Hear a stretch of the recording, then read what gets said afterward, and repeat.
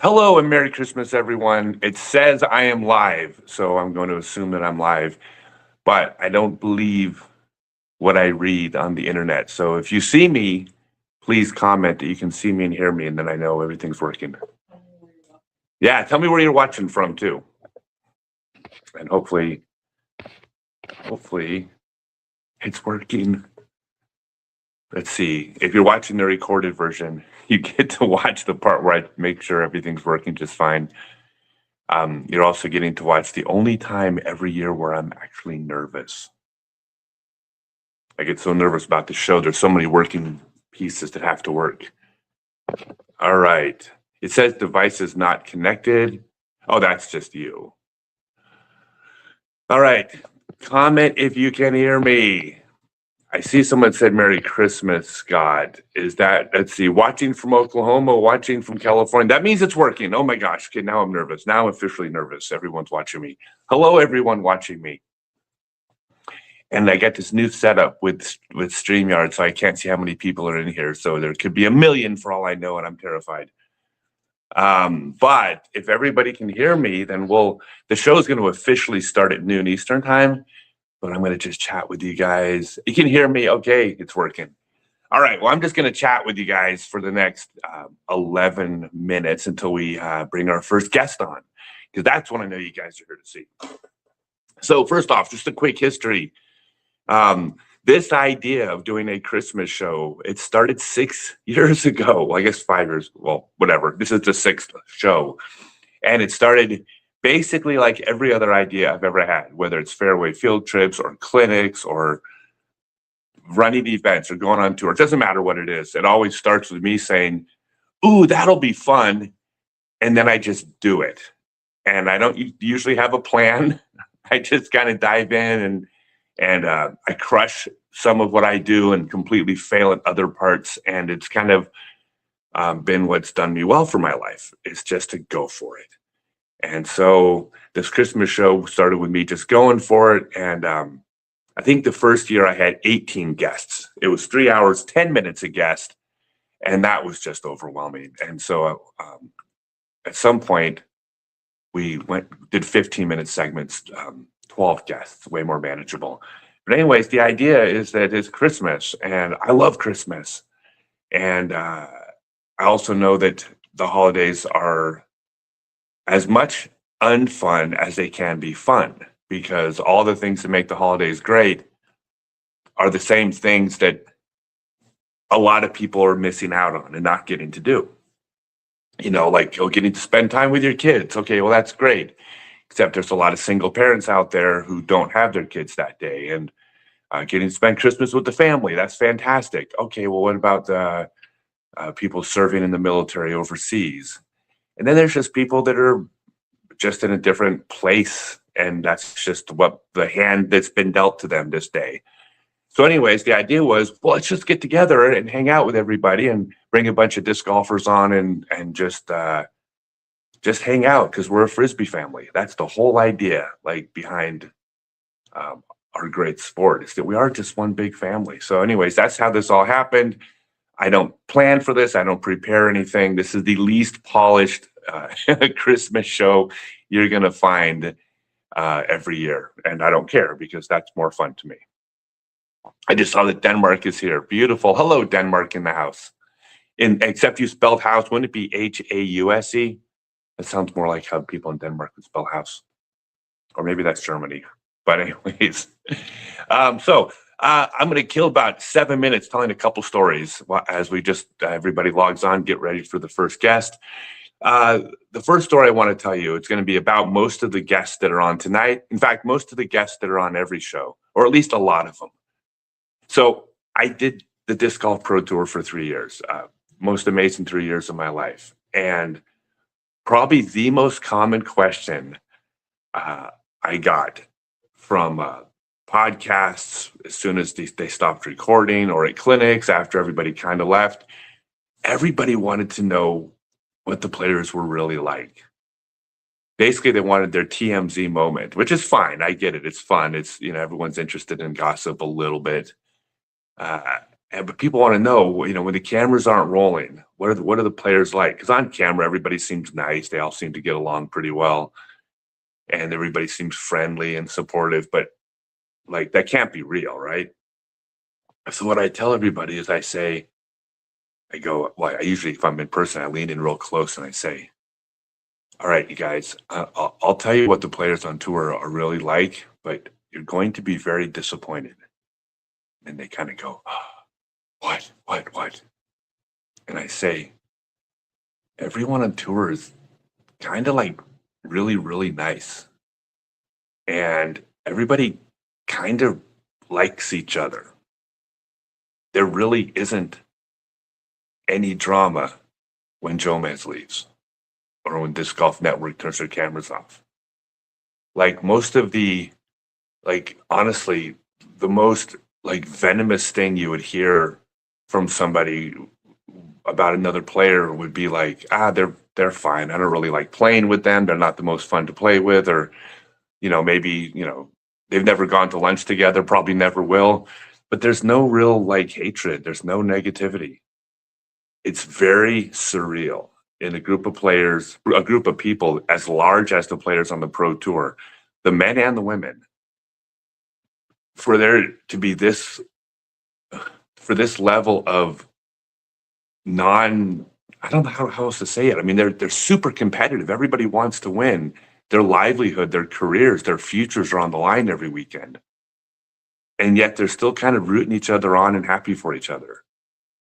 And that's actually the God's honest truth. I cannot tell you guys how much respect I have for the players on the pro tour and just how they behave and how they treat the fans and how they treat each other. It's really mind blowing to me. That's all you. Another one I do actually kind of funny. Someone will ask me about the players. Give me some gossip, and I go, all right, I got some gossip for you. I go, Isaac and Ezra Robinson. You know how on camera they come across just so nice and kind and friendly and polite and respectful. That's really how they are. Sorry, you're not going to get any gossip from me. I'll even go out, on the branch of positivity, even like the Disc Golf Pro Tour and the PDGA. Like, I don't agree with every decision they make. I'm like pretty much every one of you. Like, I disagree with that. I don't like that thing, or I wish this was different. But I can tell you, I know all of the people involved on the Pro Tour, and I know at least most of the people in the PDGA, or at least a lot of them. 100% of them are doing what they feel is in the best interest of the game. They're doing it with integrity. They're doing it from their heart. Like, they really, really do try to do their best. So when I disagree with them, I disagree with them from the perspective of someone who also respects the fact that we're all different. We have different opinions. And, but I know where they're coming from. So, not to be all sappy to start the show, but it is Christmas. So if there's a day where we can be totally sappy, it's probably today. So I hope I didn't make any of you nauseous to start the show. By the way, hey, I said I don't advertise anything on this show because this is not about selling stuff. I don't advertise my company, my products. I will advertise one thing, though, because it's nothing I'm selling. On New Year's Eve, I started another tradition called Sober New Year's. And basically the idea is there are a lot of people who are trying to not get drunk or high in their life. And New Year's can maybe be one of the most difficult times for that. So we get together I think we started like 3 hours. It's turned into longer. But we're going to get together on my Discord server like we do every New Year's Eve, and we're going to hang out and tell Frisbee stories, disc golf stories. We're going to laugh. We're going to have way more fun than the people out there getting drunk and waking up the New Year's Day with a hangover. So if any of you feel like hanging out and not partying on New Year's Eve, by the way, you don't have to be in recovery or anything like that. Just if you just think it's more fun to kind of hang out and not be out there, getting messed up on New Year's, come to it's scottstokely.net/Discord. And we just hang out and have fun. And we don't judge any of the people that are out partying on New Year's Eve. If you're one of those people that can go out and just light it up on New Year's Eve and dance like an idiot and wake up with a hangover and laugh it off and then go back to life, good for you. We're all happy for you. Go for it. Go be you. We're rooting you on. But that's just not all of us. Not all of us can do that. A lot of us just want to not do that on New Year's Eve. So that's my pitch. That's the only thing I'm going to try to plug this whole show is we can hang out on New Year's and not party. So show is going to start in 3 minutes. And I would like to say I ran out of things to say, but I never run out of things to say because this show is sponsored by Folgers Instant Coffee. Oh, hey, I got one for you. I'm going to brag a little bit. I am on a 5 Christmas show streak. Y'all can believe this. I'm going to attempt on this show to go for my 6th consecutive Frisbee family Christmas show without taking a bathroom break. And every year I get a little bit older. Well, actually, every year I get exactly 1 year older, which means every year making it 3 hours without going to the restroom becomes 6% more difficult. So every year it's a larger accomplishment, but I'm going to go for year 6. In fact, I'm going to try to keep my streak alive until AI takes over the show and replaces us, and probably all the guests too, which could happen probably by next year, but if not, 3 years from now. 10 minutes. What? Yeah. When AI takes over the show in 10 minutes. In fact, there's a reasonable chance that AI will take over the show before the end of the show, as fast as this thing's happening. Oh my God, 2 more minutes. This is so exciting. You all are going to love the first guest, one of my favorite people. And I'm going to be saying that a lot. I'll be saying one of my favorite people because I only bring on my favorite people, which happens to be kind of most people. So, all right, here we go. And I don't know why I brought up making it the whole show without having to go to the bathroom, because as soon as I've said that, now I have to go. No, I'm not going to do it. No, because I can't go to the bathroom now. I just announced it. Then everybody's going to be like staring at the couch, knowing what I'm doing. I'm going to make it. If I have to, I'll use a catheter. I don't care. I'm going to make it through the show. I'm going to power on. All right, you guys. Any second now. Oh my God, I'm so nervous. What? No, okay. So our first guest, someone just said night show. I'm guessing I know who that is. It's probably Roger. So our first guest isn't here yet, but I will tell you, and I'm not telling anybody I believe in you. I can see like one comment at a time. I will tell you, he just made it. Oh my gosh, because this person is at an airport right now, but he didn't want to miss the show. And so he's literally doing this from an airport, I believe. No, I'm not announcing the lineup because then you can only listen to the people, specific people. All right, you guys. So the first person just logged in and doing it. I believe he's actually doing it from the airport. What's up? Hey, wait a second. I hear a voice, but there he is. I can kind of see you. What's up? What's up, Gannon Burr? How are you doing, sir? Good, man. You know, just typical Christmas traveling, you know. Are you at the airport right now? Yep, I fly out in about an hour, so I thought we were gonna have to cut you off like mid segment, man. No, we're good. Yeah. No, I really appreciate you coming on. I know that means a lot to you to reach out to everybody and wish them. Well, I'm not gonna put words in your mouth. I'll let you say it yourself. Yeah. I mean, I just want to, obviously thank you, Scott, for having me on once again for the Christmas show. I think this might be my 3rd one. I've been doing it a while now, so always a pleasure to come on. Yeah, it's a pleasure to have you on. Well, I've been a fan of yours for, forever. I think everyone is. what you're doing is, I don't want to say it's unheard of. Ken did it, and then Paul was doing it. So, we've had players, Kristen did it, and of course in FPO, there's everybody from Elaine to Juliana to, Paige, right? But what you're starting to do is mind blowing. I heard you won the World Championships this year. Is that true, Gannon? I think it's true. I think I did it finally. Oh, I love the way you're saying. Wait, how old are you? 20. Old 20. You're 20 and you finally won. Yeah, people are starting to think it was never going to happen for I you mean, that's what it 5 felt years like. Is before your peak. Yeah, I mean, I really feel like I had chances, like even dating back to 2022.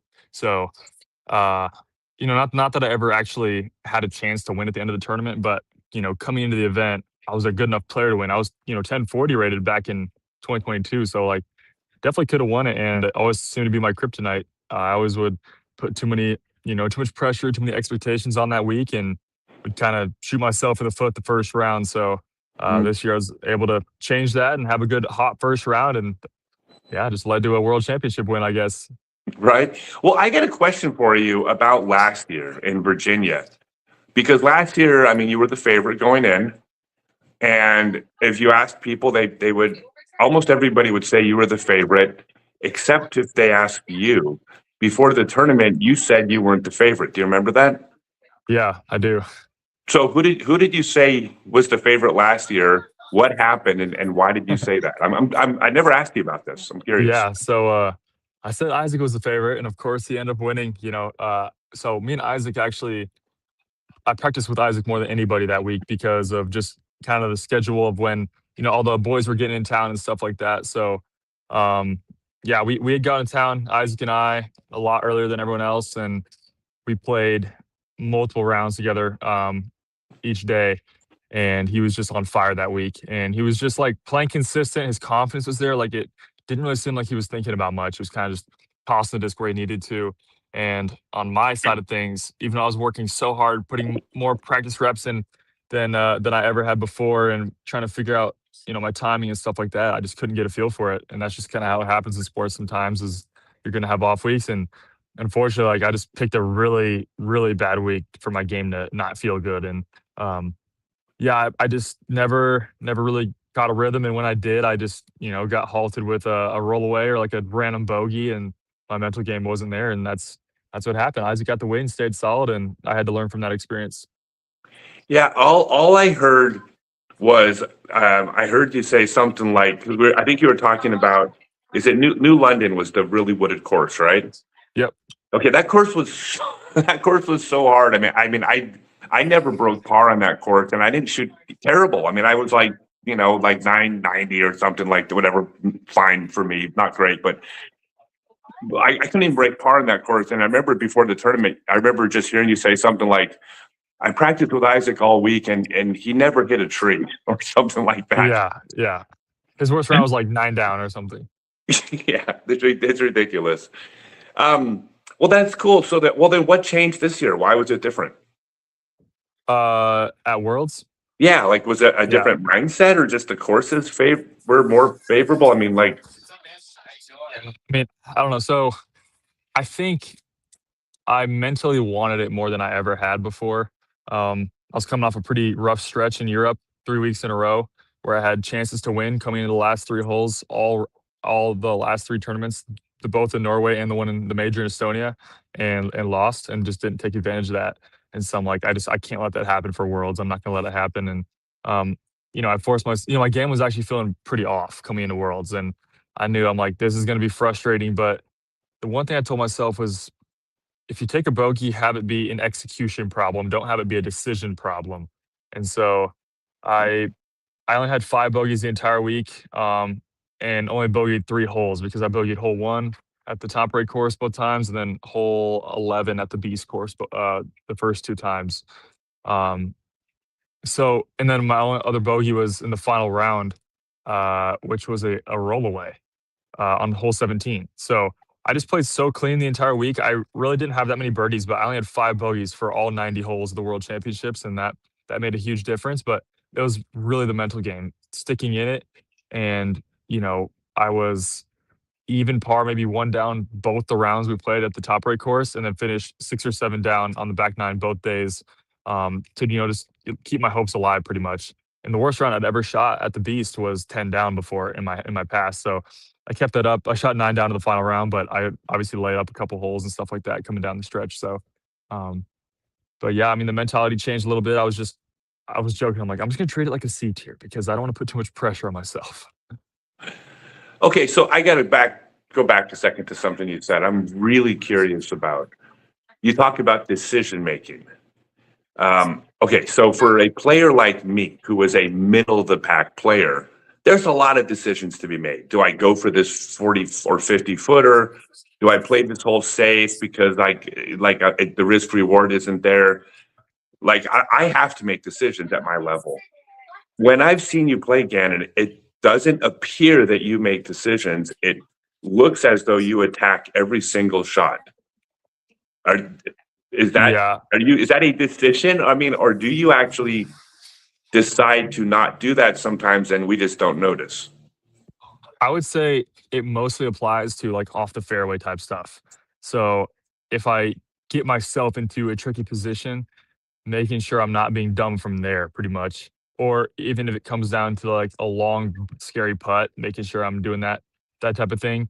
Um, but it's kind of like it's more about like, especially on the tee pads and stuff like that, making sure I'm committed, making sure the decision in my mind is to commit to the shot instead of, thinking about what can go wrong or, saw it off early. I'm like always making sure that I'm doing the right thing. And if something happens, then I can live with it. But I just want to make sure that no shot that was an error was due to like a mental lapse or, like I said, an incorrect decision because maybe I felt like I needed a birdie or something like that. I just was like 5 rounds, like as long as you play solid and consistent, you'll get the win. I love Well, that. hopefully, right? Well, yeah. I mean, look, you're playing against. I mean, when you have Isaac and AB and Nicholas and like, oh my God, the list goes on. In the last, like, just oh God, I mean, I was there in Vegas when you went head to head with Drew, and I mean, I was walking right next to you. Though we didn't know each other then. No, 2021, I think, whatever it was, This one, it's 2022. Yeah, yeah, 2022. yeah. Oh, that's right. It was, yeah, I was 2022, but I didn't really know you then. When have you seen the level of play improve in just the last 3 years, even, or was that already where it was back then? Um, yeah. I mean, I feel like when I played Vegas, I think I pushed a playoff at like 39 under par. I think today you'd probably have to be pushing more toward like a 45 under par to be pushing that playoff. I think people are just a couple strokes better per round. I mean, I was playing good. I was shooting 9, 10 down around there for the 4 rounds. But looking back now, if I put myself on those courses, I think I could just shred them every time. Right. So back in 2022, how many people at that tournament do you feel could, like, honestly, I'm not talking about just the crazy exceptions, but like, how many people do you think in 22 legitimately had a chance to win if they play well versus how many people, if they played Las Vegas on tour next year, how many people would have a chance to win? Yeah, I'd say back then, maybe 10 to 15, and probably now it's 20 to 25. So I'd say it went up about 5 to 10 players. 20 to 25 players. And then probably, would you say there's another 25 players who could just lightning in a bottle, just Oh yeah, actually. I mean we've seen it happen. Like I remember 2022, Robert Burridge was playing really hot at the Des Moines Challenge, and without Simon birdieing the last 5 holes, he would have won that tournament. And he was, I don't even know, I don't think he was top 50 at the time. Yeah, no, for sure. I mean, the biggest one I think was Parker Welk, right? Yeah. Oh yeah, for sure. And Parker's, I mean, he's freaky good too. That Because he's sidearm got is like like, the clutch factor, even though like he hadn't been in that position many times. yeah, no, no, for sure. Yeah, that's kind of the biggest. I mean, I think it's almost the biggest change. I mean, I think the top level, at least my observation, is that you plot it on a curve, which is it's improved a little bit, but I don't think the highest level. I mean, like Paul and Ricky 10 years ago, I think are right at the top today. Like, I don't think that's Yeah. changed a lot. Um, but just that feel, what is it, like 1025 now rating to cash I think it's like almost 10:30. God, Yeah, it's that's crazy. There's just unbelievable. so That's like many, so so many good. players. Yeah. Yeah. So is the plan for next year just to keep doing what you're doing? I mean, is there any changes to like the Gannon tour schedule, or are you just same old? No, I think it's the exact same. I think I'm just doing all the same things, playing as many tournaments as I can. I'm not going to be missing any pro tours whatsoever. I'm going to try to play all of them, as long as I don't get injured or something dumb like that happens. But yeah, I just want to stay consistent. I mean, I really want to have a 10-win season. That's definitely my goal. I think it's possible.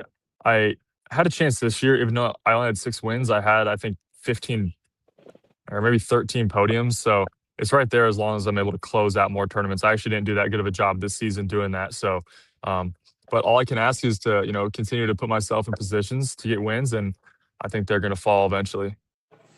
That's crazy. So who do you have any players next year that you predict to be breakout? Like they weren't your competition this year in hindsight, but next year you think that they're knocking on the door. Yeah, I mean, I don't have a ton in mind, like off the top of my head. I know, Paul Kranz has been getting really good as of recent. Yeah.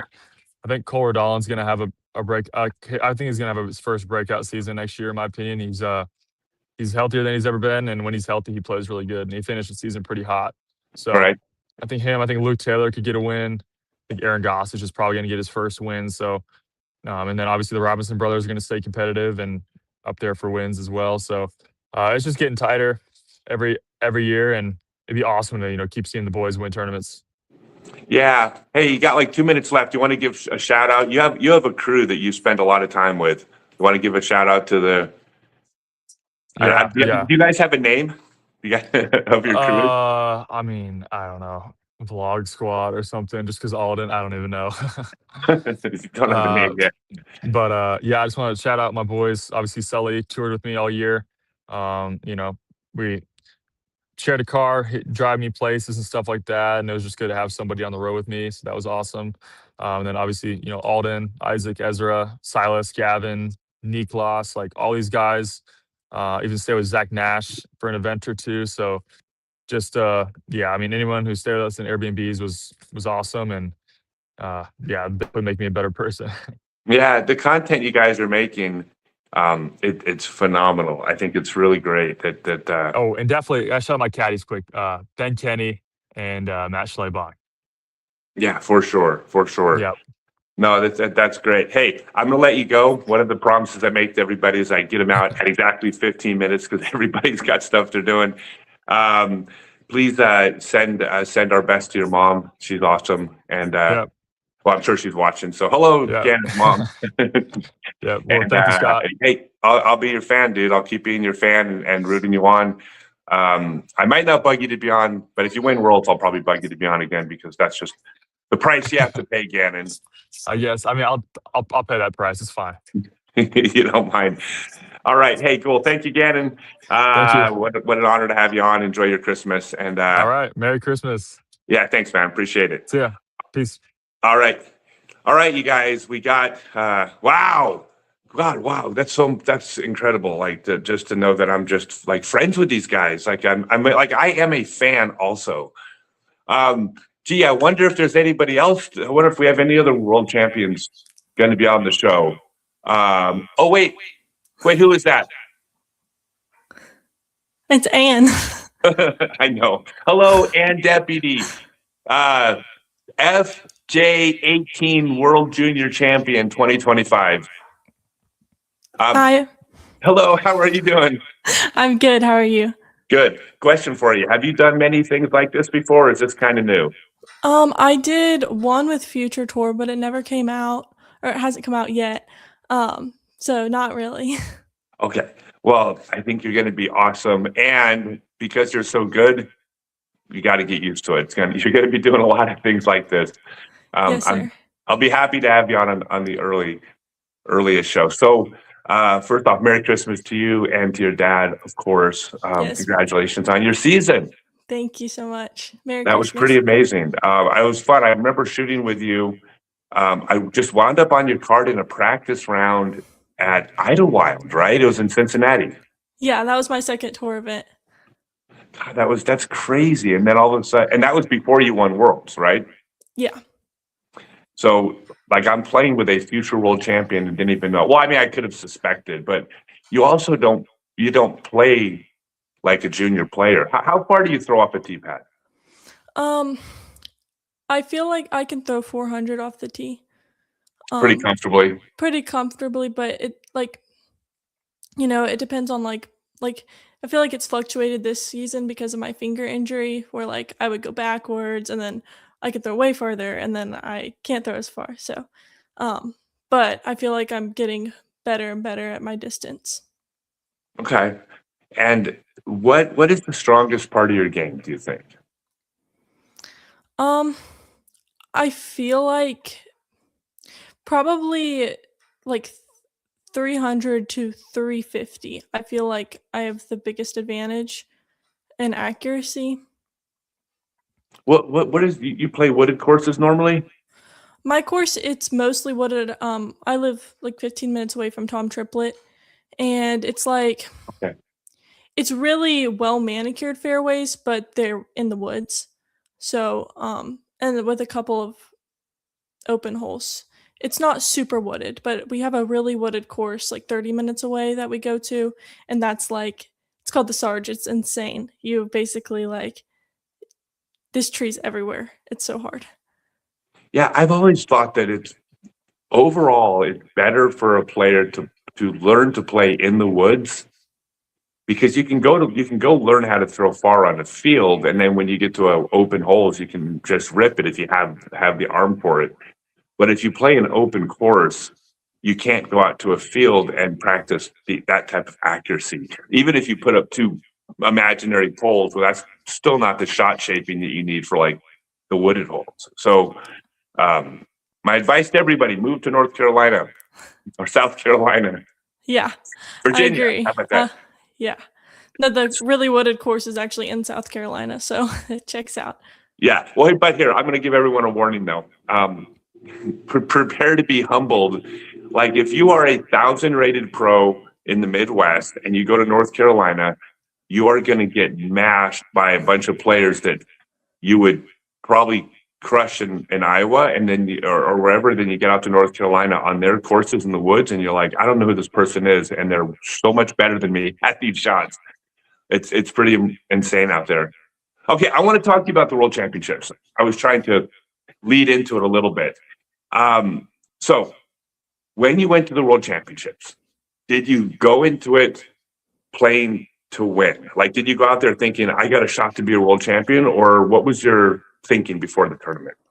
Yes, I went there, I really wanted to win, and I knew I could, but there was like I've obviously like I had never really played in a junior event before, and I didn't really know what the competition would be like at the same time. You had never played a junior tournament I don't think so. just because there just wasn't enough juniors? Yeah, there's really not many juniors in my area, and definitely not girls. So Okay, so you've been playing. Well, what divisions were you playing in, or you were just playing whatever division you could, where there were openings? I played some FA1 tournaments when I first started, but then I would just kind of play wherever my dad and my uncle were playing so I could be with them. And so MA1 or MA2, I like to play that, even though it's kind of hard to compete, but it's a challenge at the same time. Do you think it made you better? Yeah. Okay, so there's one pro tip out there for the younger players: to get with people that are bigger and throw farther, Yeah. right? Yes. Okay, so you got to the tournament. Were you, I mean, probably a silly question, but were you nervous or excited or scared? Like what was going through your head to start the tournament? All three of those. I was definitely nervous. I'd already played the course actually, so that kind of helped. I went up there for GBO, and so I already kind of knew. Like normally, I'm kind of worried about the course and like what I'm going to throw on each shot, but that was a little bit better because I had already played there. But I was definitely still nervous on day one. Getting up to the tee was like very scary, but um, I mean, I warmed up to it a little bit by the end. I don't know. Well, when you started off nervous. How long did you stay nervous? Like all tournament, or did it start to get better after a few holes? I want to say I'm trying to think of our first round. I think our first round was at Peter Pan, Okay. and trying to go back.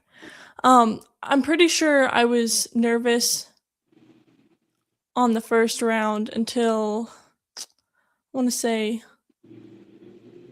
like hole 5, and that's pretty normal for me. I'll be like really shaky on the first day of the tournament until about hole 5, and then it starts to get a little bit better. Do you remember where you were sitting after the first round? I mean, Yeah, the first round, Virginia Polkinghorn shot really, really good. I can't remember what number she shot, but I think it was like 9 down, and I was only 4, or I think I was 6 strokes back. Pretty sure, or maybe. Gosh, I should remember this. There's a lot of rounds in that tournament. But yeah, I wasn't even on lead card. I was a couple strokes back, and so I was kind of discouraged because I wasn't watching scores, and I thought that I threw like a decent round, but then she was almost double my score. So yeah, and that's actually really funny you say that, because whenever I've shot poorly and I'm getting beat, I'm kind of okay with it. yeah, My experience of 3 years on the tour was, I had a lot of really good first rounds that were 5 strokes off the lead, and I'm like, but I played well. That's kind of it's almost a little bit discouraging. But yeah. do you think it might have also helped you though, because that it took a little bit of the pressure off, or do you think would you have rather have just got off to a good start? Um, Honestly, I don't know. I probably am grateful that it happened that way because, well, then the next round I actually played really bad. And so then I was really far off the lead. And I feel like if that didn't happen, I might not have won. Like, because I was so far back, it allowed me to lock in and play good again. Did you change something after the bad round? Um, I think just my mindset changed, like, just to focus more on every shot and not think of the tournament as like a whole, but just individual shots and focus better. Okay. And it started coming together, but if you had a bad second round and you were 6 off the lead, you must have been down a bunch. Yeah. Did you Uh, still believe you could win at that point?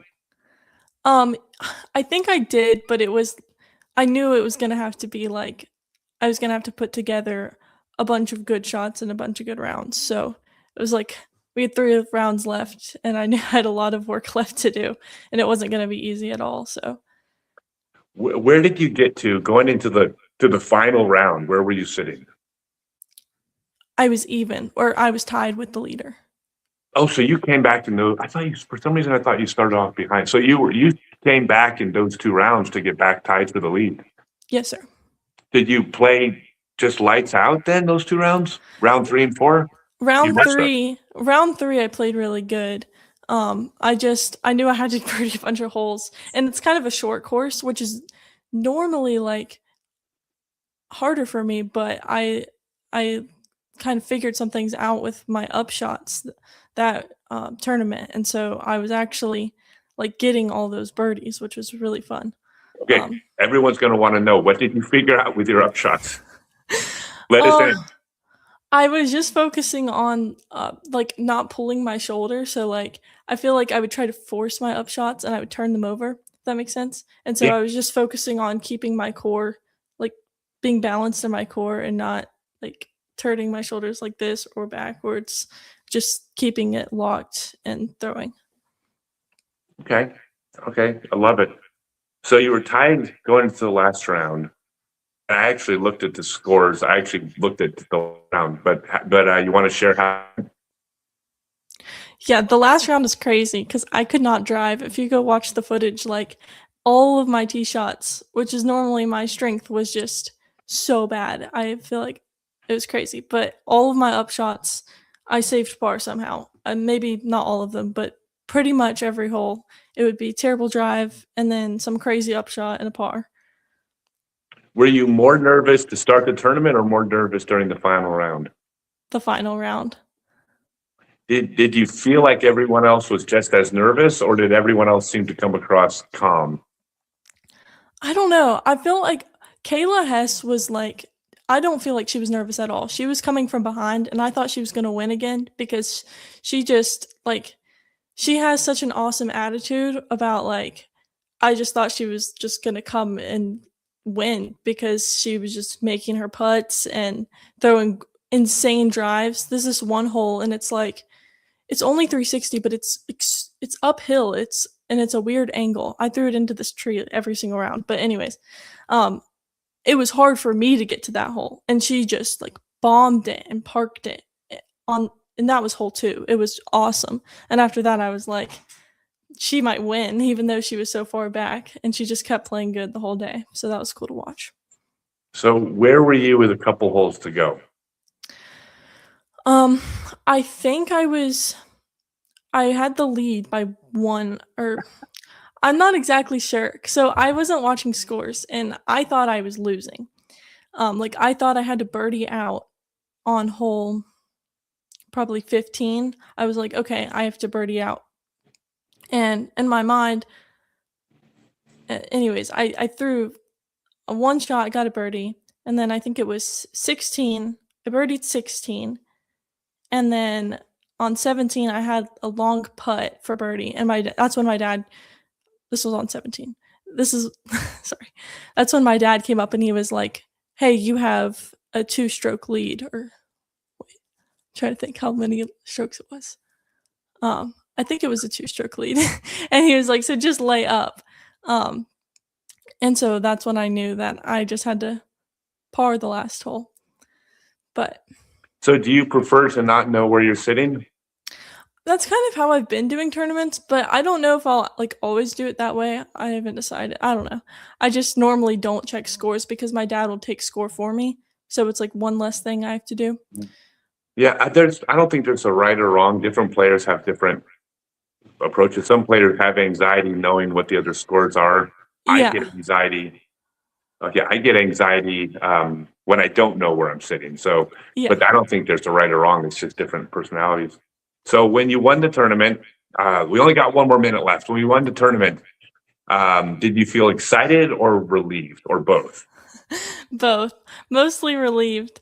I remember because that round was so crazy for me, and I just couldn't believe I won because it was crazy. That's But brilliant. Love it. Absolutely love it.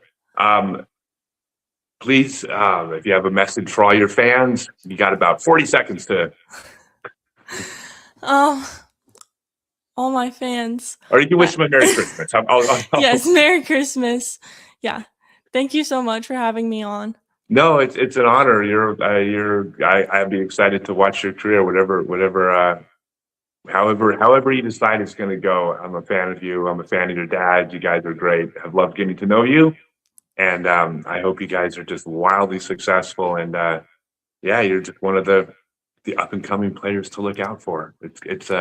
You got a lot of competition. There's a lot of up and coming players to look out for, and you have to be looking out for each other too. But that's that, right? Yes, sir. Awesome. Well, cool. Merry Christmas to you and your family, and enjoy the rest of your day. Eat a bunch of food. Yes, sir. Thank you so much. Yeah. Merry Christmas. Merry Christmas. All right. Let's see. Who do we have on now? Oh my God. It's only getting better. Hey, Scott, how are you? How are you? Good. How are you doing? This is one of the up and coming pros in I'll say all of Canada, but certainly British Columbia. Carver Whitford. How you doing, Carver? I'm doing good. How are you? I'm doing absolutely fantastic. How's your family doing? Are you guys all together, of course? Yeah, we're all doing good. Just gonna open up some Christmas presents after. So Beautiful. Is everybody just sitting around staring at you right now?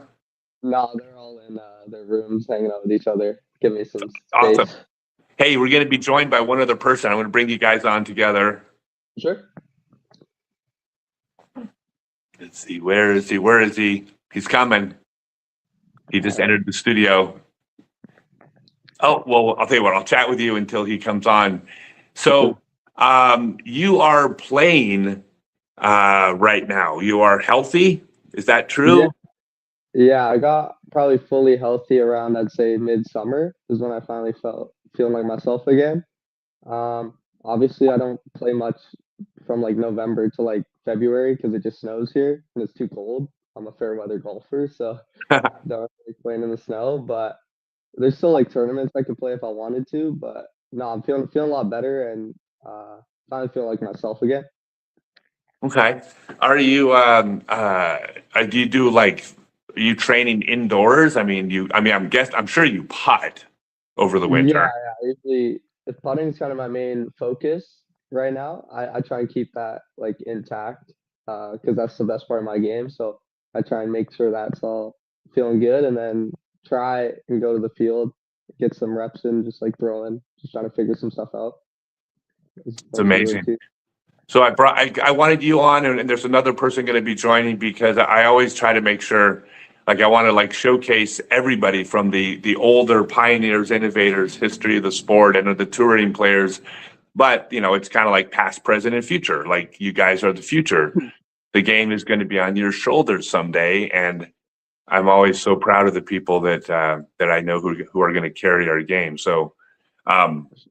I love that you're on. Now, are you going to be what are your plans for next year? Are you going to be touring? Are you going to be, around Canada or any big US plans? Um, we're still thinking about it, but I think the normal tour here in Canada that I normally do every year, and then in the summer, we'd definitely like to go down to the States and play some big tournaments down there. Amazing. That'd be awesome. Hey, I'm going to ask you more about that in a second, but we also have another player, one of the top junior players, Gavin Taylor, from Minnesota. What's up, Gavin? What's up? How's it going? It's going absolutely fantastic. I know you guys follow each other. Have you guys actually met? We have not yet. Okay. Nope. Gavin Taylor. Sorry, Carver, Gavin Carver. Nice to meet you. So Good to meet you. yeah, you guys are both. By the way, you're both. Look, I always. I'm not out here trying to sell anything. I'm not promoting my store or anything. But I'm always going to bring on a couple of sponsored players because I get to. It's my show, and so I kind of just will pick one or two. Gavin is the first junior player that I'm sponsoring. And Carver is the first. We're calling them the territory players, which is professional players who are regional players because they're not actually on DGPT yet. So what? Oh, not in my. Oh, I see. Oh, look. You think it's my first time? Is that better? I was leaving. I forgot my face got shrunk, so I was leaving the the field. So hey, what about same question for you? You're in Minnesota. Gavin, are you getting to practice much in the winter, or is it indoor practice, or what are you doing? We haven't really practiced much so far. It's pretty cold outside right now, but yeah, I want to get out more. We've gone out like once since it started snowing, so Gotcha. yeah. So let me ask. I'm going to go like one at a time. Carver, you are going to be you planning on actually going out on tour at some point, right? That's still the plan? Yeah, hopefully. I don't know when yet, obviously, but definitely in the future, it's something I'd be interested in trying to play on the pro tour, even if it's just for like a year or something, just to experience it. Is something I definitely want to do. Absolutely. That would probably be it'd be in a couple of years, right? But Yeah, probably 2 or 3 years. I was thinking. 2 or 3 years. And what about you, Gavin? Is this still is that your life's plan to tour, or are you going to stop playing when you get to college and do something else? Oh yeah, that'd be awesome. Yeah, when I get to college, I would definitely want to keep playing and try to do as many events as I can. Are you thinking of actually going out on tour, doing the tour life? I'm thinking about it. Yeah, that could be good. I would love to see both of you guys out there. Yeah. So by the way, I want to share if I can, or actually, what am I saying? Me share. I'm just the host. Gavin, can you share like a quick version of like how we ended up connecting? Oh yeah, definitely. So it was about a year and a half ago, and I was just at the course by myself, and then we saw you doing a clinic in the field, my home course, and then so I called up my dad, and we just threw in the field right next to you for like the entire day, and then at the end of the day, we went over and connected, and yeah, we played a few holes together, and then I got a little sidearm lesson, so that was helpful. Yeah. Well, so what happened was I was watching this kid. How old are you when that happened? I was 15 at the time. You were 15, and it's a field right next to a course. And everybody would rather play a course than do field work. And I'm sitting there doing this class, and I'm watching this 15-year-old kid about 100 yards away doing field work for like, at some point it was like, had become like 2 or 3 hours of just field work. And I was like, okay, I'm interested. I'm interested in like, I didn't know how old you were, but a young kid who's just not just having fun, but trying to get better. So on the bottom of a disc, I wrote, "Hey, if you ever want to be sponsored, message me." And I threw it to you. Yeah, I got it right here. Do you still have the disc? Yep. Oh, Yeah. but that's what interested me. And then I told you, I said, "Hey, I can't do anything right now. It's just I'm starting off this company. But best thing you can do if you want to get noticed, not by me, but by anybody, is just start making content." Promoting the company you're interested in promoting, get noticed by them, show them that you'll put the work in. And then for the next year, I saw videos where you were promoting my stuff, and I went, okay, I'm interested. And then we went from there. Now, Carver, do you remember where me and you connected? Well, I'm pretty sure it's through Jay, because I commented on something, because he has like kind of a similar thing as me. I have like ectrodactyly, so like I'm missing digits, and he kind of had like a similar thing to me, and I was like kind of just supporting him through it, and then Scott kind of got notice of it, and then me and him started chatting, and kind of just turned into this. Actually, yeah, I just saw you hold your hand up. Do you mind? Do you want to show like that is your throwing hand, correct? My throwing hand, so it's just like I'm just missing digits, so I'm just missing my 3 fingers in here. And it doesn't really stop me. I could play.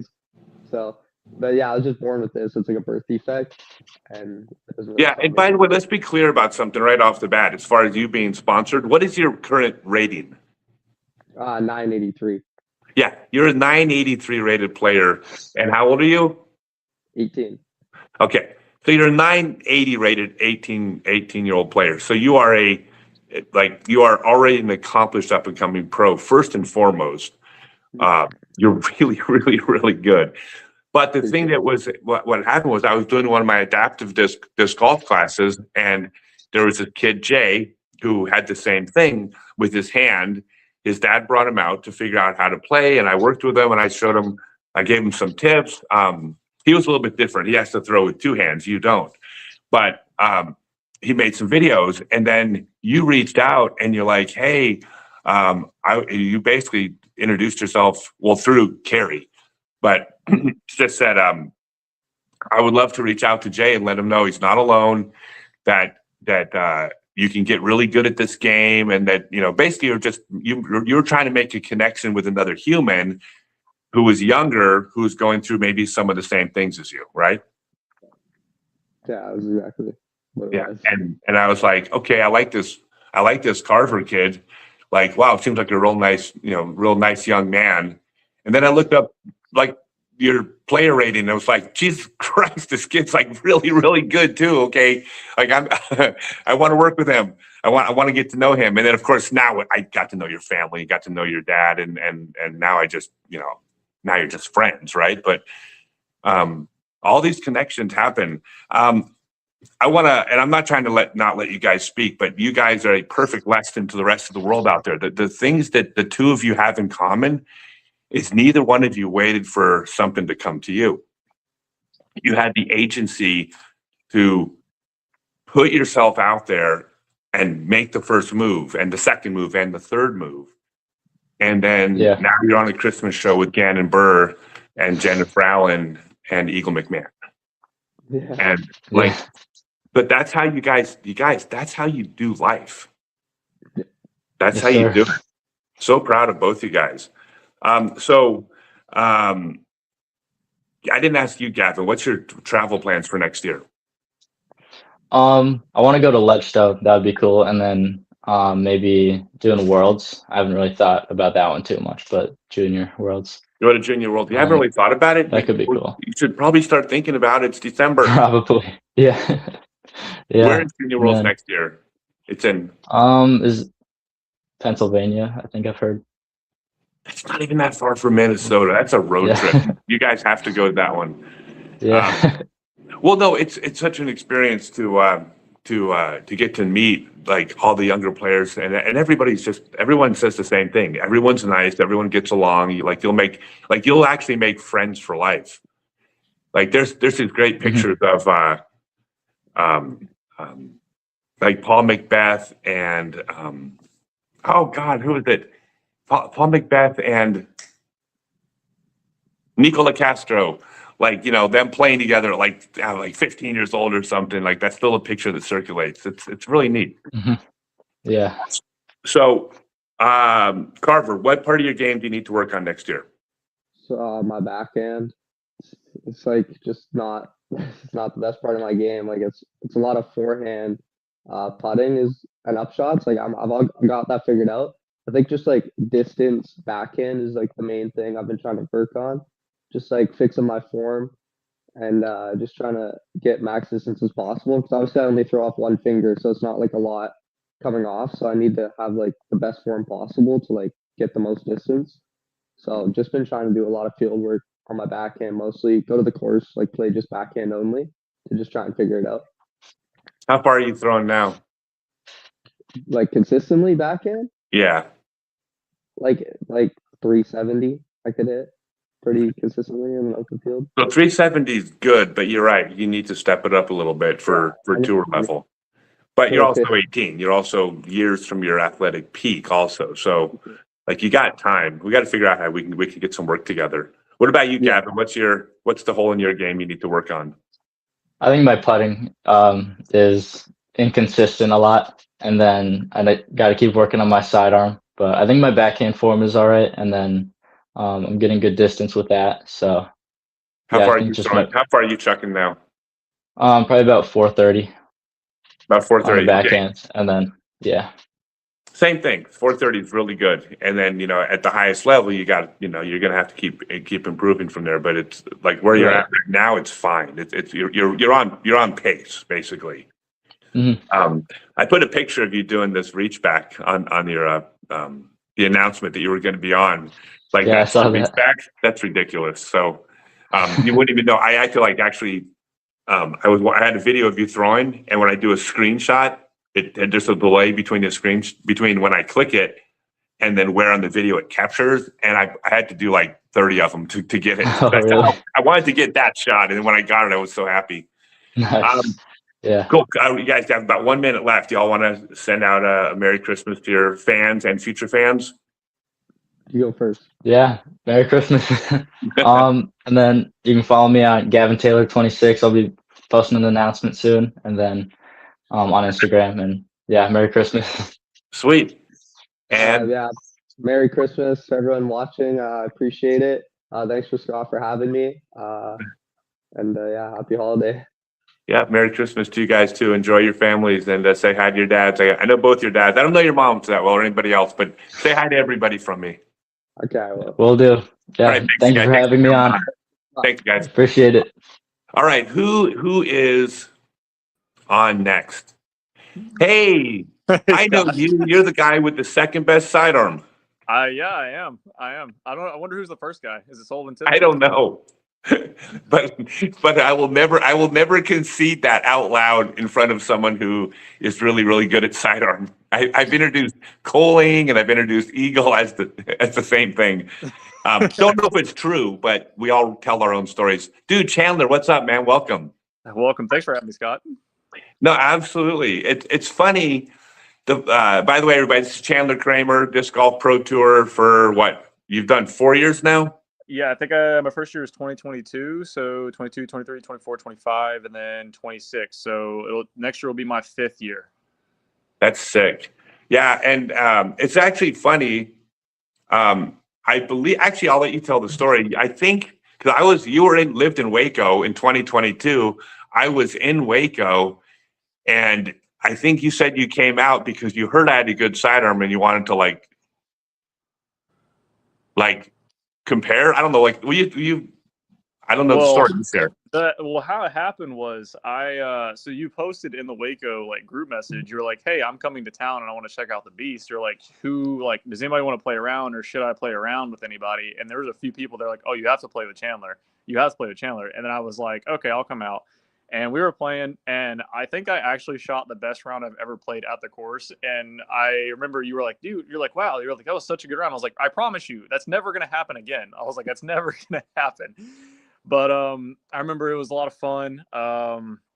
That's how we met, and we became pretty good friends. And then that was your year that you were on full-time tour for sure. And I remember we hung out quite a bit on tour, and we got to know each other a little bit more.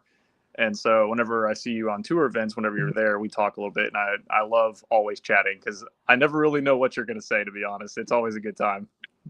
Yeah, it's actually funny. I mean, like you never know. Like, I mean, I'm out there. Like I'd met Paul and I knew Colleen and I, became friends with Ricky. But for the most part, I didn't know most of the players on tour. I'd heard of them, they'd heard of me, but I didn't know anybody. And it was always, it's always surprising. Like you make the connections with people you don't expect. Yeah. And I probably got honestly as close to you on tour as anybody. Certainly on the course. I mean, we were always warming up together and practicing, and it was unexpected, but it was I was always happy to see you out there. Definitely didn't think you'd be making friends with a guy with lime green hair, did you? Actually, that didn't surprise me a bit. That's actually the last thing I was even looking at. Actually, I never had a problem with the hair. I kept telling you to dress sharper, remember? Yeah, actually you did. You were like, wow, you're like, gym shorts again. And I was like, every day. And you're like, you should probably dress a little sharper. And I was like, okay.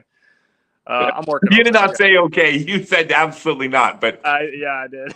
I was like, absolutely not. I was like, I'm within the rules. It is what it is. No, yeah. No, I'm working on it still. I'm working on it. Yeah. Well, I always thought like Drew Gibson actually was the person that pulled it off the best, where he had, because of the tattoos and because of the look, he always had that like, hey, I'm going to be alternative. I'm not going to be mainstream. But then the clean cut haircut, and he dressed real sharp. And I always thought I think Drew does the best job out there of kind of merging those two things, which is I'm going to be myself, but also look extremely professional.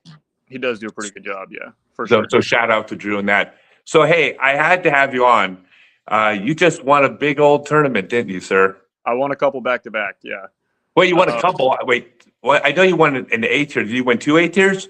Yeah, so I won Chain Hawk, the big one that's down in Gainesville. And then I didn't know you won 2. Yeah, and then the next weekend after that, I went down and defended my title at South Florida. So I went back-to-back. Back-to-back weekends, and then back-to-back defending South Florida Open champion. Ironically, all of my A tiers that I've won have been in Florida. So I guess I just need to move to Florida. That's ridiculous. I follow you. I mean, I try to follow everybody, and I didn't know that you'd won 2. You know what probably happened? I probably saw like you announced several of them, and just in my mind, just thought it was about the same tournament. I forgot to make an individual post about the Chain Hawk, and I was like, I'll do that after. Like, I'll just do a recap for my like little stint in Florida, and then I ended up winning South Florida, and I was like, well, this is gonna be a fun post. So I was just like, yeah, hey guys, I forgot to post this, but I won both these, so it was kind of how that worked out. But yeah, that was the official end of my season. I'm not playing any more tournaments. I mean, hell, there's only like a week left in December, so right. Yeah.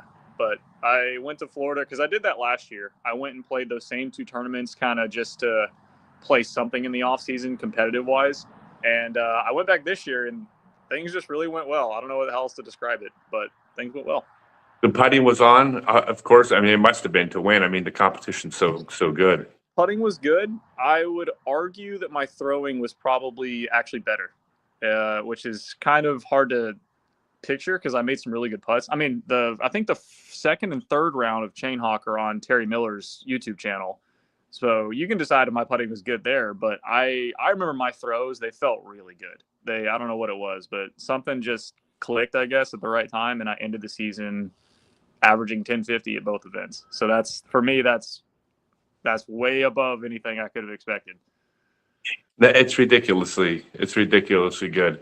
I mean, 1050 is at a pro tour event is at most of them, I would say it sticks you on lead card final round or like, top of chase card, like in contention, unless someone blasts, a couple 1070s, like you're in contention to win with that, with a hot last round, right?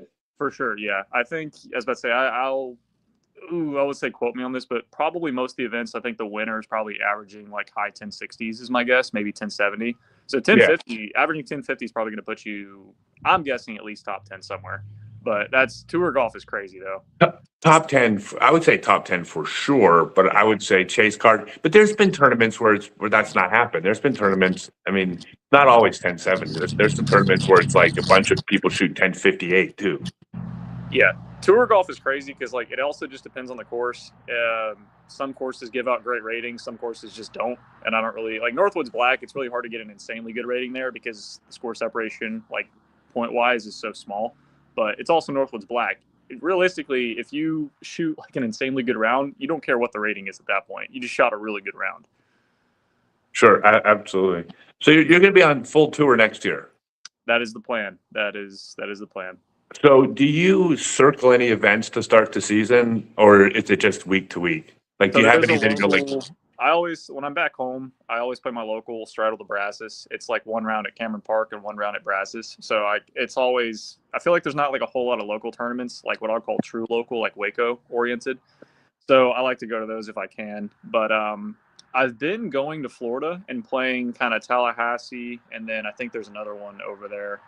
It's not ringing a bell, but I usually play like that kind of area to get warmed up before the season really starts to hit for the touring season.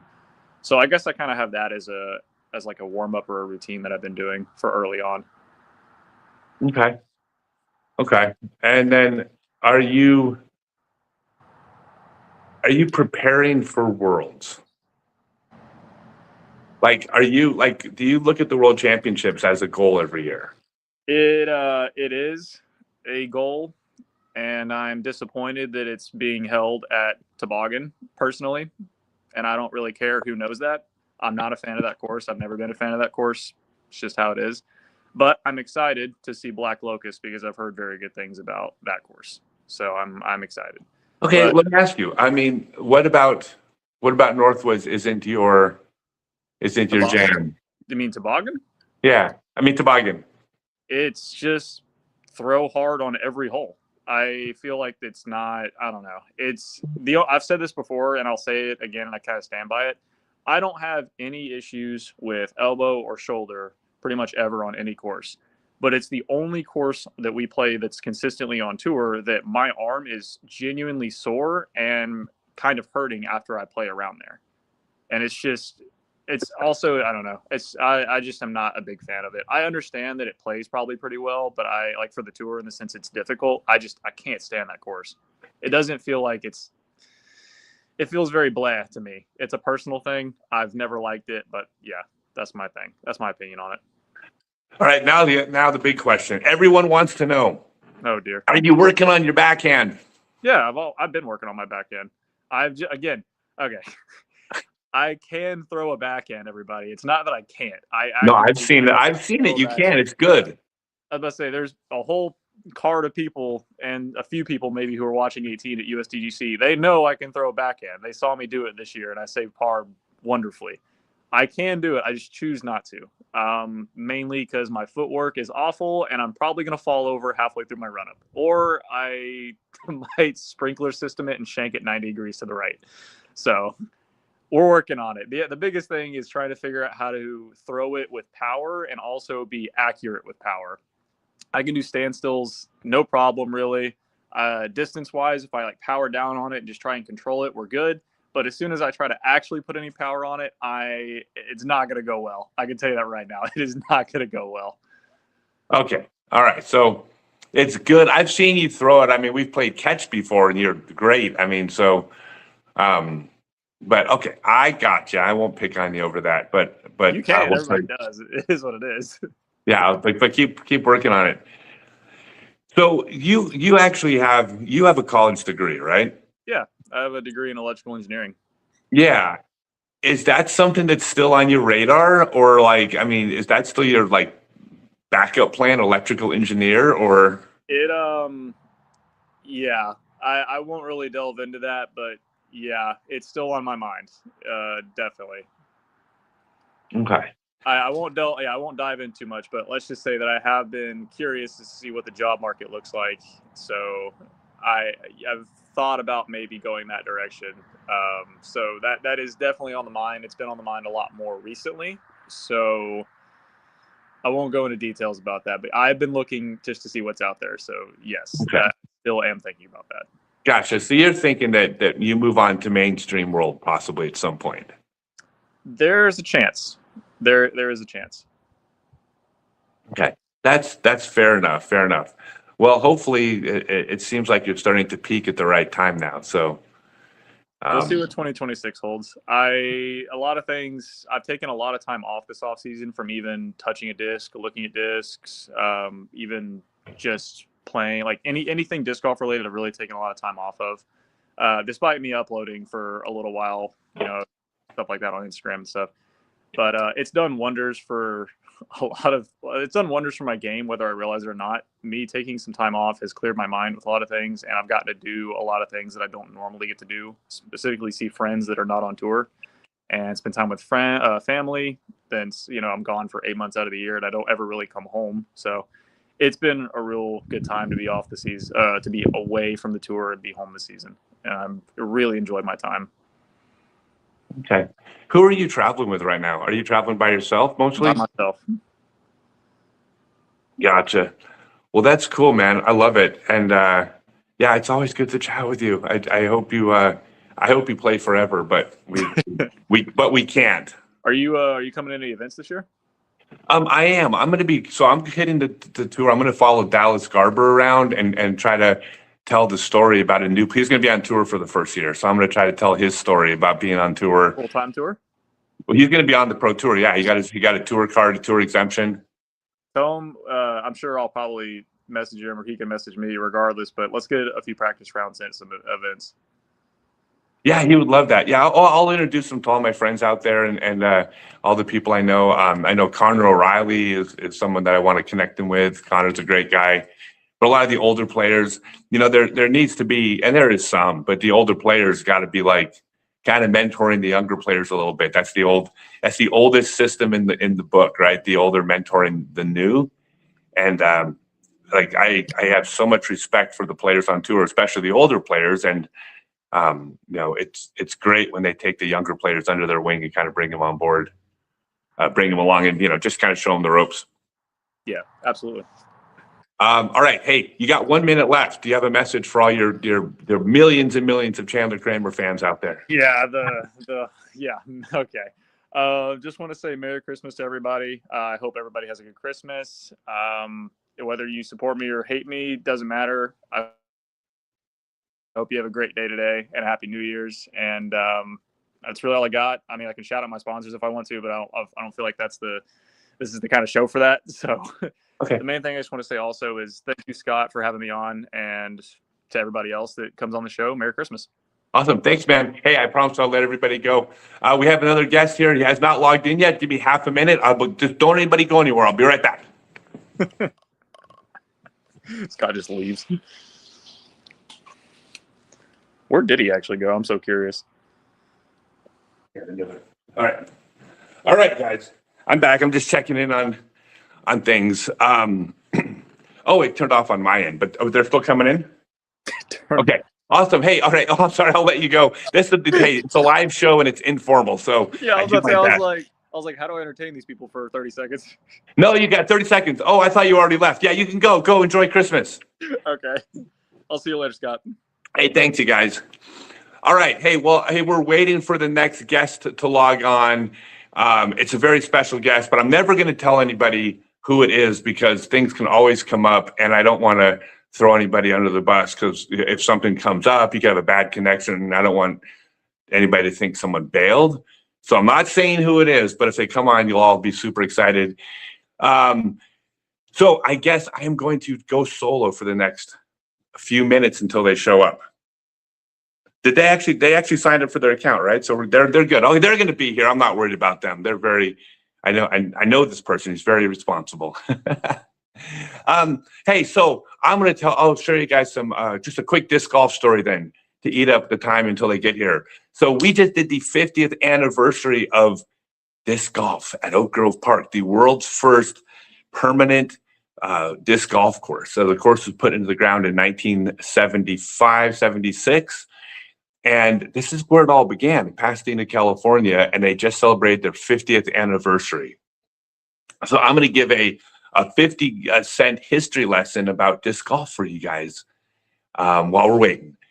So off the top of my head, very unpolished, but basically, we don't know where Frisbee golf was invented. Okay, Ed Hedrick did not invent Frisbee golf. He patented the pole hole. He quit Whammo to go pursue this new game. You know, he's the Johnny Appleseed, first name on Mount Rushmore, but he didn't invent it. We don't know who invented it. And the reason why is that one of the most unique things about flying discs was that the first flying discs were invented independent of having a use. Like everything else is like, you know, you build a better mousetrap because you got mice, right? You're trying to get rid of the mice. You build products for a use. That's not what happened with flying discs. When injection molding became a thing and you could melt plastic and you could put it in the shape of something, people realized they could make something that flew differently than basically a ball. So think back to before the flying disc. Aside from like boomerangs and a couple things, oh, perfect. I just saw a message come in. Who's going to be here in a second. But most things, aside from like boomerangs and a couple other things, were like balls. They kind of went up and they kind of went down in an arc. When injection molding came out, someone realized you could make a flying disc that would turn right, turn left, maybe turn both ways, fly upside down, roll, but they didn't have a use for it. So they just started producing these flying discs, called them toys, and even on the bottom of some of the early flying discs, it said, invent games. Basically, here's this thing, y'all figure out what to do with it.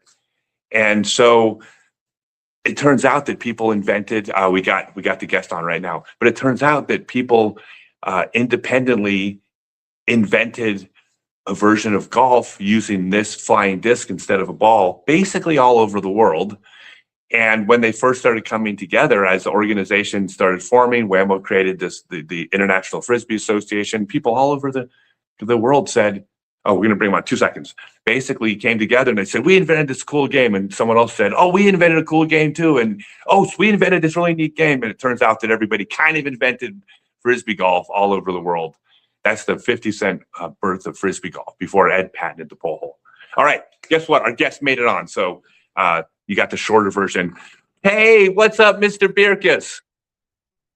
Merry Christmas, Scott. So glad I could be here and join everyone that's on the show. Oh, I'm very, very happy to hear you. So, Mr. Doug Bierkus, what would your official title be in the sport of disc golf? My official title is I am a low-rated MP50 disc golfer, PDGA number 14902. But my work title is I'm the executive director of the PDGA. Okay, executive director of the PDGA. You are captaining the ship and moving it forward. And I'll tell you, I don't know if you watched the whole show, but when beginning of the show, I talked about the organizations, the PDGA and the Disc Golf Pro Tour briefly. And one of the things I shared was, just like everyone else out there, I have my own opinions that differ from the opinions of other people. Not every decision is the decision I would have made or that I agree with. Like, we're different people. It's never going to happen like that. But the thing that I believe from everyone I've gotten to know is that everybody involved in the PDJ and the Disc Golf Pro Tour, every single one of them wants to do what's in the best interest of disc golf that they believe is right. Would that be your assessment of the organization as well, Doug? Sure. I think that I think anybody that works in disc golf or is associated with any organization that is doing good things for disc golf. We may not always be completely aligned on what we're doing, but I do know that our interested in sport better. And yeah, that's a very true statement. Yeah, and we're getting a little bit of at least on my end, there's an audio issue, but I'm getting most of it. It's probably a connection issue. Can you repeat the last thing you said, please? Yeah, and let me move. And I'm so sorry, I am traveling, That's so okay. it's been quite the day. Yep, I'm going to move closer to where I think I will. Is that better? Yes, it sounds great now. Thank you. Yeah, no, I was going to say that anybody that is associated with disc golf, whether it's with the PDGA, the Pro Tour, a manufacturer, a retailer, a club, we all look at the sport a little bit differently. But the one thing that joins us together is we all love to throw discs into baskets and make our sport better. So, yeah, your point about you may not always agree with everyone in the way they do something. We all have our hearts in the right place, and that's making the sport better. No, and I definitely agree with that statement. So, before you logged on, I was going to talk about the 50th anniversary at Oak Grove Park, but it just so happens you were there. What was that Yeah. like to you? Well, why don't you share? I didn't tell anybody about what the event was like. You want to share what that event was all about? Yeah, in fact, I'm wearing my Oak Grove hoodie that I bought in Pasadena. And I Yeah, got my Oak Grove shirt too. yeah, it's beautiful. Yeah, Scott. In fact, I saw Scott, about 3 weeks ago in Yeah. Pasadena for the 50th anniversary celebration of the first permanent disc golf course in the world, which happens to be the course that Scott Stokely learned how to play disc golf on. So, yeah, there was a ton of people there, everyone from PDGA number 3, Dan Stork Roddick, to Tita, to folks that have been around the game for forever. And what a special weekend to just see where a lot of what this sport is today. It started there in Pasadena, at Oak Grove Park. So what a special weekend! And Scott actually had the chance to speak at a very special celebration on the Friday evening of that weekend. And just to hear the stories about what that course has meant to people over the years was probably the highlight of my year. And the year included being in Chengdu, China for the World Games, being in Finland for Pro Worlds, being in Guatemala for the first Latin American Disc Golf Championships. All kinds of great things happened in the sport this year. But being at Oak Grove that first weekend in December was probably the highlight of the entire year for me. Well, it was great to see you there. My plan is at the end of the show, when the show's over, I'm going to close it out. I'm going to go ahead and play my speech from that, because that was my favorite 8 minutes of the entire year. And, but it's about the history of Oak Grove Park. And, I'm going to share it at the end of the show to close things out. I So would. Doug, I've known you many years. Yep. When did we first meet? Man, I was a brand new disc golfer, and you probably didn't know who I was then, but I knew who you were. You were in a minivan driving around the country, running random draw doubles tournaments where everybody at the local club wanted to be Scott Stokely's partner. And you had some discs, and you were in Abilene, Texas at Cal Young Park, the course that I learned how to play in the mid to late 90s. You showed up, you threw the disc further than anybody I'd ever seen throw a disc. And to be honest, you were the first kind of known disc golfer that I ever interacted with. I'd heard of Barry Schultz and Ken Climo and Juliana and some of those folks, but you took the time to visit Abilene, Texas, do a clinic, run some doubles with us, and boy, we were talking about you probably for a full month after that event, that you had actually come to join our little club and throw some discs and play around with us. I think that's yeah, it was amazing. It's been my whole life to travel and try to promote this game. Yep. So I want to tell you a story, Doug, because you actually paid me possibly my biggest compliment I've ever received, or at least one of them, and you don't even know you did it. So those of you who follow me, I've been traveling around trying to promote disc golf globally, also trying to bring it to developing countries and try to reach people. And at the World Championships, which you were the tournament director for in Emporia, you messaged me and you said, "Hey, Scott, I would love to get together. Can you come by?" Because you were at Dynamic at the time. You said, "Can you come by and so we can talk?" And I was thinking, wait a second, you're trying to run a World Championships. How is it that you have time to talk to me? And you're like, no, I set aside a little bit of time for us. And I was like, well, then let's, of course, I'd be honored. And then you said, yeah, I booked an hour for us. And I'm like, what are you talking about? Like, how? And this is before you were with the PDJ. You booked an hour to spend with me in the middle of the PDJ World Championships, when 100 people are pulling you different directions. And then we sat down at your desk and you said, Scott, we need to grow disc golf around the world. Tell me what you know. How do we do this? What can we do? And you just listened to me tell you my experiences and my thoughts about growing disc golf globally in the middle of the busiest week of your life, all because you felt what I had to share was valuable enough to be worthy of that time. And Doug, I can't tell you, I was moved by that. Yeah. Like, I walked away going, wow, that was incredible. Thank you. Well, yeah. Well, hey, it's all about people. And, I tell people this all the time. Don't ever forget that when you're playing around a disc golf, about 5% of your time is spent throwing the disc. The other 95% of the time is establishing relationships, talking to people, hearing what their ideas are, being human beings together. And I remember that hour that we shared. And you were about to set off on some of your worldwide travels. And yeah, I'm very passionate, both when I was at Dynamic Discs and now that I'm with the PDGA to grow the sport worldwide. And you're one of the movers and shakers in that arena, and it was probably more special for me to meet with you than it was for you to meet with me. So, yeah, I will always remember that little meeting at that little round table that was out on the other side of my desk in the office there at the warehouse. Yep. I do remember. All right, so we only have like 1 minute.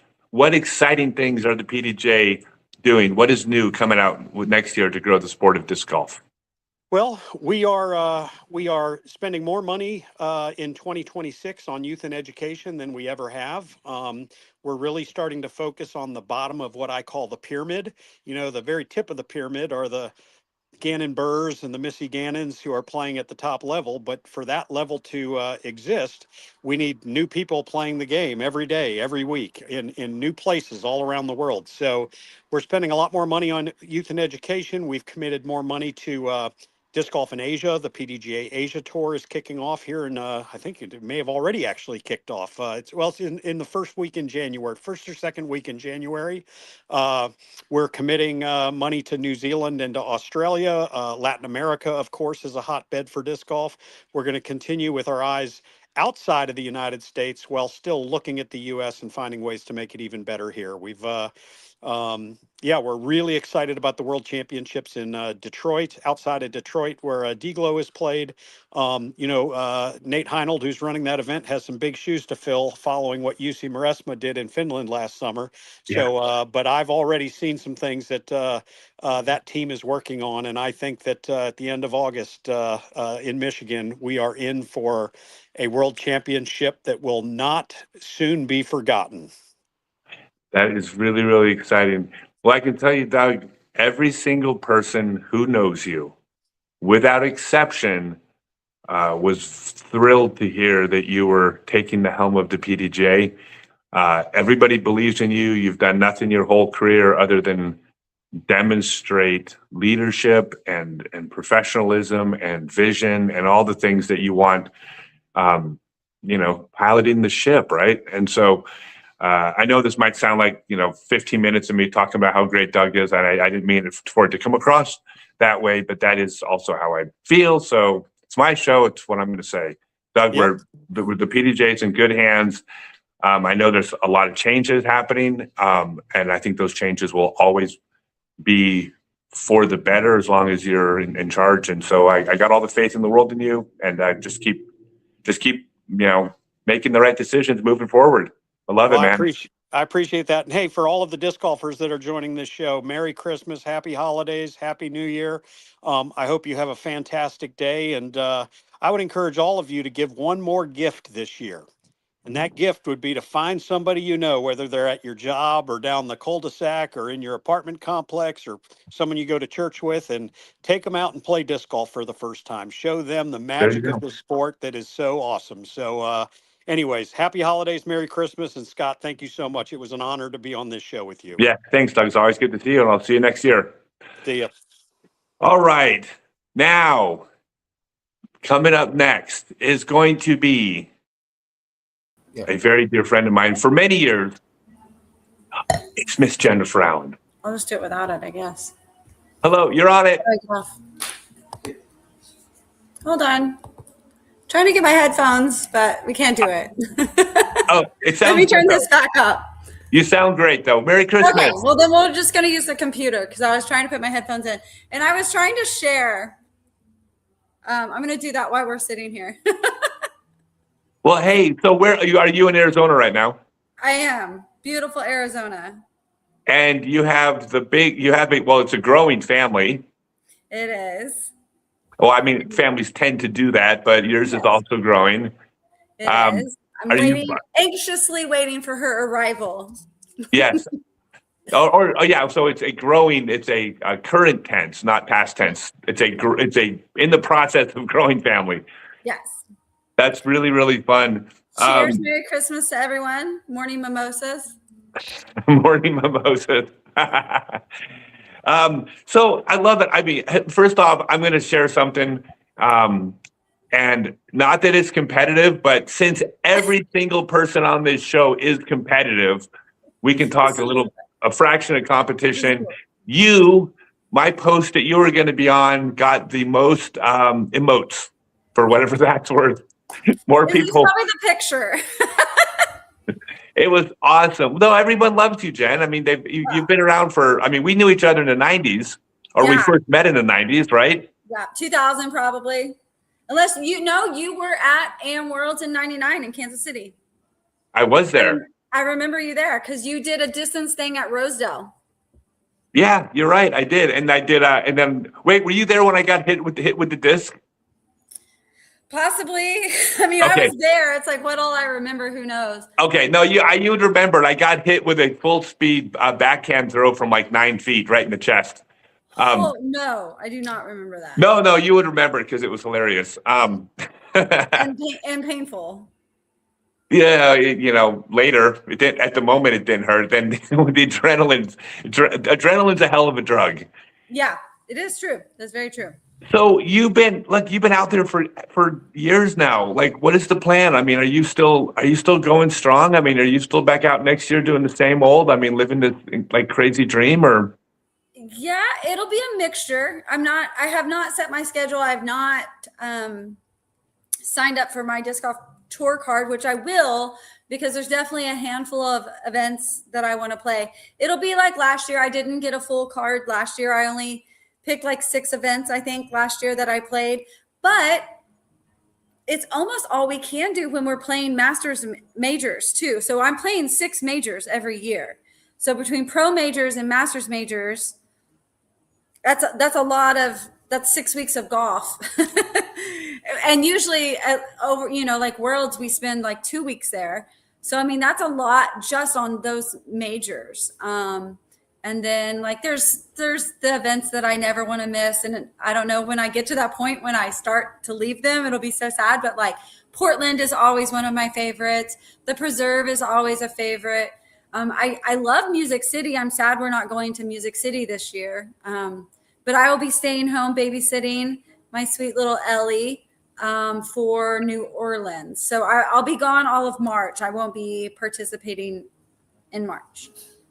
Okay, there, so on tour. Sure. Well, I mean, you still have a career, yes?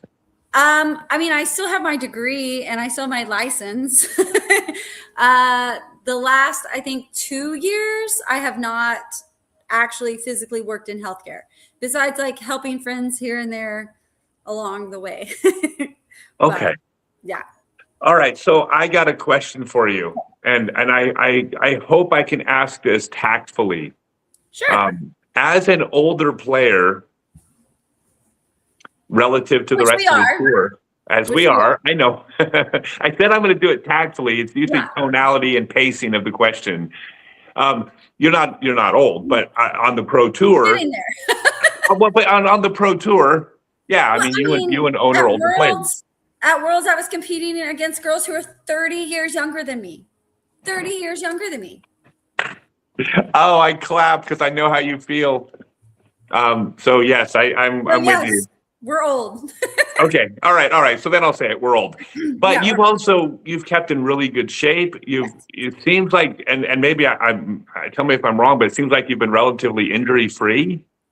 My elbow, when I was really like you quit your full-time job and you feel like this pressure, like, oh, I've got to well, and like you said, the competitive nature of us, like you feel like, well, if this is my job, I'm given 120%. And I was like, practice, practice, practice. And I'm double jointed and I have 2 pins in this elbow anyways.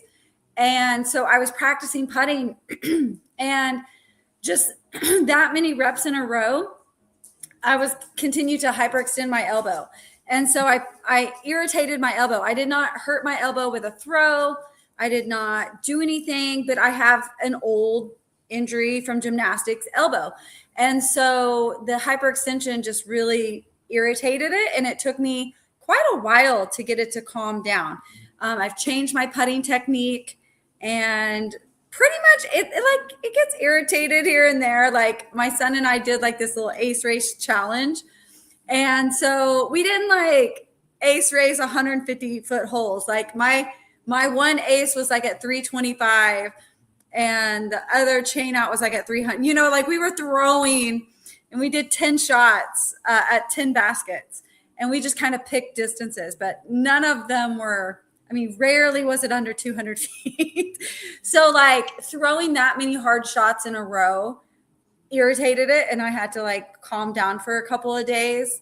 But other than the elbow, the low back, when the unfortunate incident with the chiropractor on tour in Portland kind of injured that for me, and because I never really had a back injury before. And when you're older, like just little tweaks here and there will get you. Like you wake up and you're like, that doesn't feel perfect today. So yeah, other than like an elbow from childhood, basically, and a back that, has taken a lot of damage, I'm pretty healthy. I try to stay very fit. I try to stay very active. And hopefully I can play as long as, some of our legend friends we hung out with a couple of weeks ago. Right. So you are in the conversation for the farthest throwing FPO player of all time. I never like tag anybody. I like the GOAT conversation more than the GOAT assignment. Because I think the conversation is way more fun. But you're in the conversation. Who are the farthest throwing FPO players out there right now? In your opinion. Right. Well, clearly Taylor and Ella, I think have to be the front runners. I'm trying to think who else has won. Paige and I always, year after year, every world championships, I can remember, because I didn't go to world championships for a long time because of the kids, because of my career. That was a lot to take off to go to a world championship. I just played kind of all the big events locally. But I remember once I started going, every year it was like Paige and I, one time we landed the same, they made us throw off. So Paige has to be thrown in there with the farthest thrower, I would think. Ellie Ezra for sure. Absolutely. Hannah and Evelina always are right there in a distance competition. And I want to say there's one of our newer upcoming Europeans that is also a very far thrower. Name's not popping to me right now, but I can't remember which one, but one of them is also known for distance. She was at Heidi. Okay. Yeah. I was like, we've got another European that's extremely well, but there's always this handful. I will say the last couple of distance competitions I have not even competed in. And it's not because I can't throw as far as I used to, which is 100% true. It was more that I was focused on the weekly competition, and with like a bad elbow and with, things that weren't feeling 100%, there was no reason for me to go out there and try to prove a point to my ego or anyone else's that, hey, look, I used to be able to throw far. So it was always just like trying to make an educated decision of what was best, and for that week and the goal of the week. And the goal of the week at those competitions is the actual competition, not the distance competition. So it's funny that you say that because, back in the 90s when I threw at my farthest, none of the top distance throwers in the world were at PDJ Worlds. I mean, it was there was distance. Well, I mean, same thing. So, you know, Wiggins, we don't get to see him out a lot. He's known for distance. Right. Yeah. Because He is a good golfer. He just doesn't really play that sport. Yeah, he's a distance thrower. Yeah. So I went out to WIFDF World Distance Championships every year against Chris Vogt and Christian Sandstrom and Peter Alberts and Nicolas Bergeham, and like these were the monsters back then of distance. And then at PDJ Worlds, they would have a long drive competition. I never entered because I was like, I'm here for golf. Like that's not. I'm not exactly. I mean, it's just not even what I would. That wasn't. Yeah, it was just a different thing. Nowadays it ain't the case. I mean, so I would say Wiggins would be almost the exception. The farthest throwing people out there, I think, are mostly going to be on the course now. For sure. Like, I mean, Anthony Barella and they're ridiculous. It's unreal. He can throw a mini farther than most people can ever throw anything. Oh, AB? Yeah. I wish you wouldn't do that. It's so bad for your elbow. There's my one old man, nervous for the kids warning. Don't throw minis hard, anybody, ever. You know, it's so crazy. So I hold the mini record too. I hold 2 records. I hold the mini record and the distance record. I broke the distance record first throw, which was kind of nice because then I didn't have to throw hard again. Right. We didn't throw distance at all day 2, and I threw 1 shot on day 3, and I was like, 70-mile-per-hour wind. It wasn't 70, but it was so windy, literally. And I give this major speech every single year. People are like, oh, well, he broke that record because of the wind. I saw maybe 4 shots go farther than they usually throw in that wind. Everything was smashed down. Like, to throw in a strong wind, people do not understand how challenging. Like, the angle has to be precise in a very strong wind. And so I threw 1 shot. It got smashed down. I was like, forget that. I'm going to go rest. And so I really only threw day 1, those three shots, 15 shots. Day 2, we had some fun. The girls went out, and because there was no wind at all. And I broke the mini record. First time I've ever power gripped a mini and just ripped it. It was super fun. It was like 310 feet. That still holds true, I think. And then almost broke the overhand throw. I was like 0.3 short. And that's actually what I was stupid. So our ego, being a little bit younger back then, 10 years ago, I was like, I can grunt and get 0.3. Like, I don't even throw this shot. And threw hyperextended the elbow and was pretty much done for a while because of trying to beat that record. But yeah, those people don't think about those other shots that are not as anatomically sound for our body. Right. Like we shouldn't do them all the time. No. When I work with people, when I do any type of drill where there's not a disc in the hand, I'm like, you got to be careful. Like, there's no resistance. There's no weight resisting your motion. You will hurt your shoulder if you do it full speed. Yeah. It's God, time just flies. And fly by. I need to who's after me? We can push them back. No. I'm going to let you get back to your family. Go enjoy the holidays. Thank you as always. I love you, Jennifer. You're one of my favorites out there. Thank you. Taking a slow morning. Ellie doesn't get here for a 3 more hours. So. Okay. Well, just enjoy your day. Just enjoy the family, and look forward to seeing you all. We'll see each other again. It's been weeks since I've seen you, so I know. But what an incredible time! It was perfect. I feel so bad for anyone who was not there. Yeah, it was really amazing. All right, thanks. Hey, Merry Christmas. Merry Christmas. Oh, how come? Merry Christmas. We keep going. How come you got your mimosa? What's that? Oh, you have your mimosa? I'm sporting some coconut water today. The coconut water. Okay. All right. Hey, Merry Christmas, Jen. She still has her PJs on too, though. So. Oh, actually, I put this special shirt on. They're not my PJs. Okay. All right. Excellent. I like it. Like it. Merry Christmas, Sarah. Merry Christmas. Sarah, welcome. Hello. Merry Christmas. God, thanks for having me. Of course, it was so great to have you on. I've wanted to do something with you ever since I shot the most incredible interview with you in Emporia, Kansas, in the rain under an umbrella, and it turned out that the rain hitting the umbrella was so loud we couldn't use it. And I wanted to do something with you for like the past ever since, and then now you're on. So it's about time we got back on. Yeah, it is. It is. And then Raven's on here with us. Say hello, Bubba's. This is my Hello. dog, Raven. Hello, She's Raven. She's about to turn 6. Nice. Well, congratulations on making it to 42 in dog years. Right? It's pretty good. Yeah, you're now a master's level dog. Right? We're now the same age. It's amazing, right? Hey, so you're like incredible. Like you've been out there for, well, first off, for those of you guys who don't know, Sarah is a PDJ world champion, a multiple time US women's champion. But you also are a longevity champion. I mean, you've been out there for a long time now. Yeah, I played my first like big elite event in 2008 at the Maple. It was actually called the Vibram Open back then. It was the first year of the Vibram.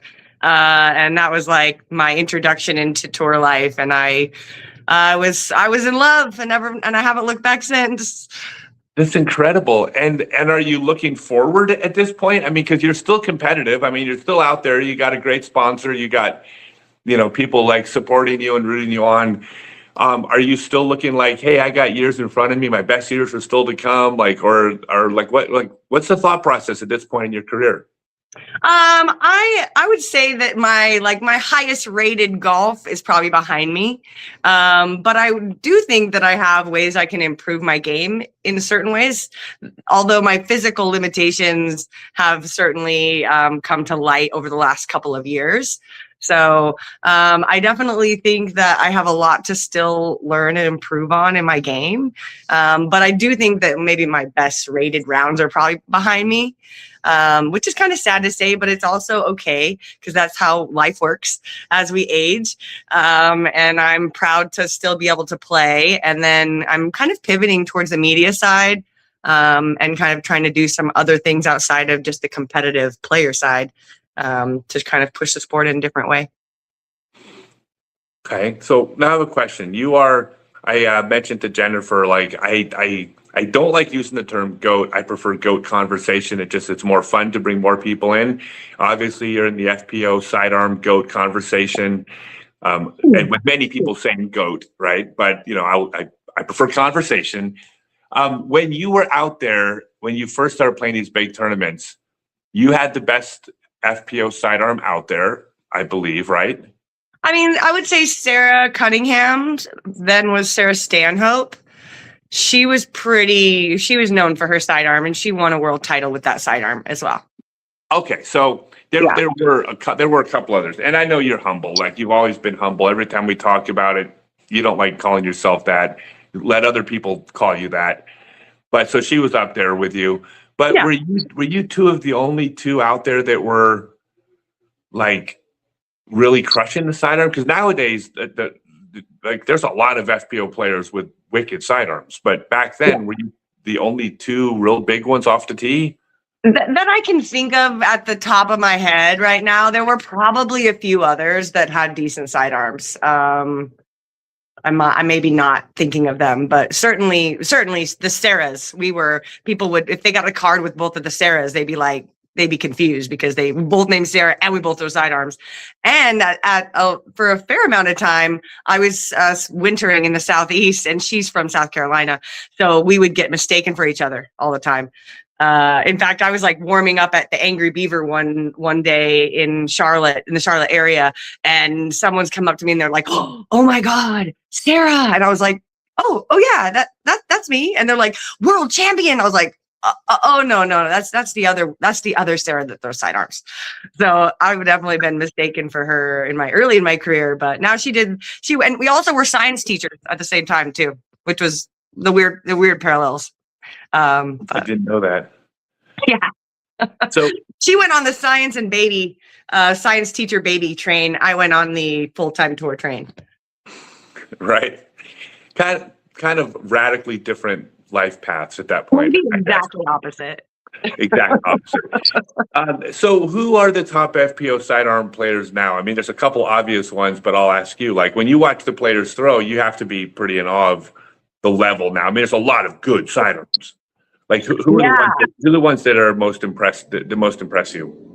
Well, I would say, I mean, we got to put Jessica Weiss right at the top of that conversation. Yeah. Not only for the power, but also she has a lot of angles. And I think that that's where we have like, you've got, I mean, obviously like Ella and Holland and Own even for sure.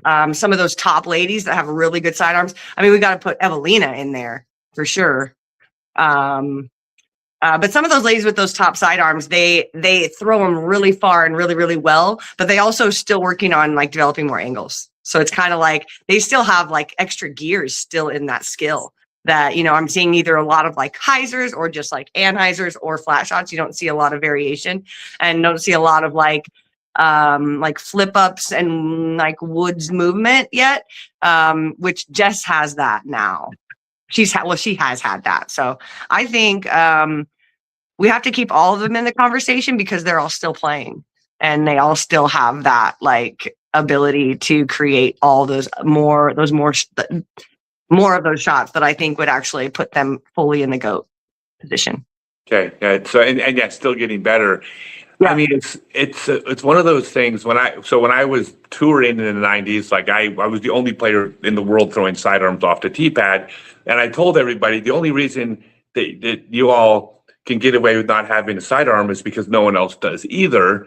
Eventually, everyone's going to have a sidearm, and you're gonna have to, or else you're going to fall behind. And eventually, that's what kind of happened. There had to be the same.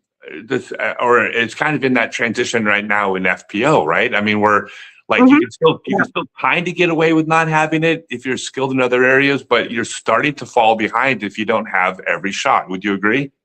Yeah, I definitely see. I mean, even Silva mentioned in her post-season interviews this year that she's going to start working on her sidearm.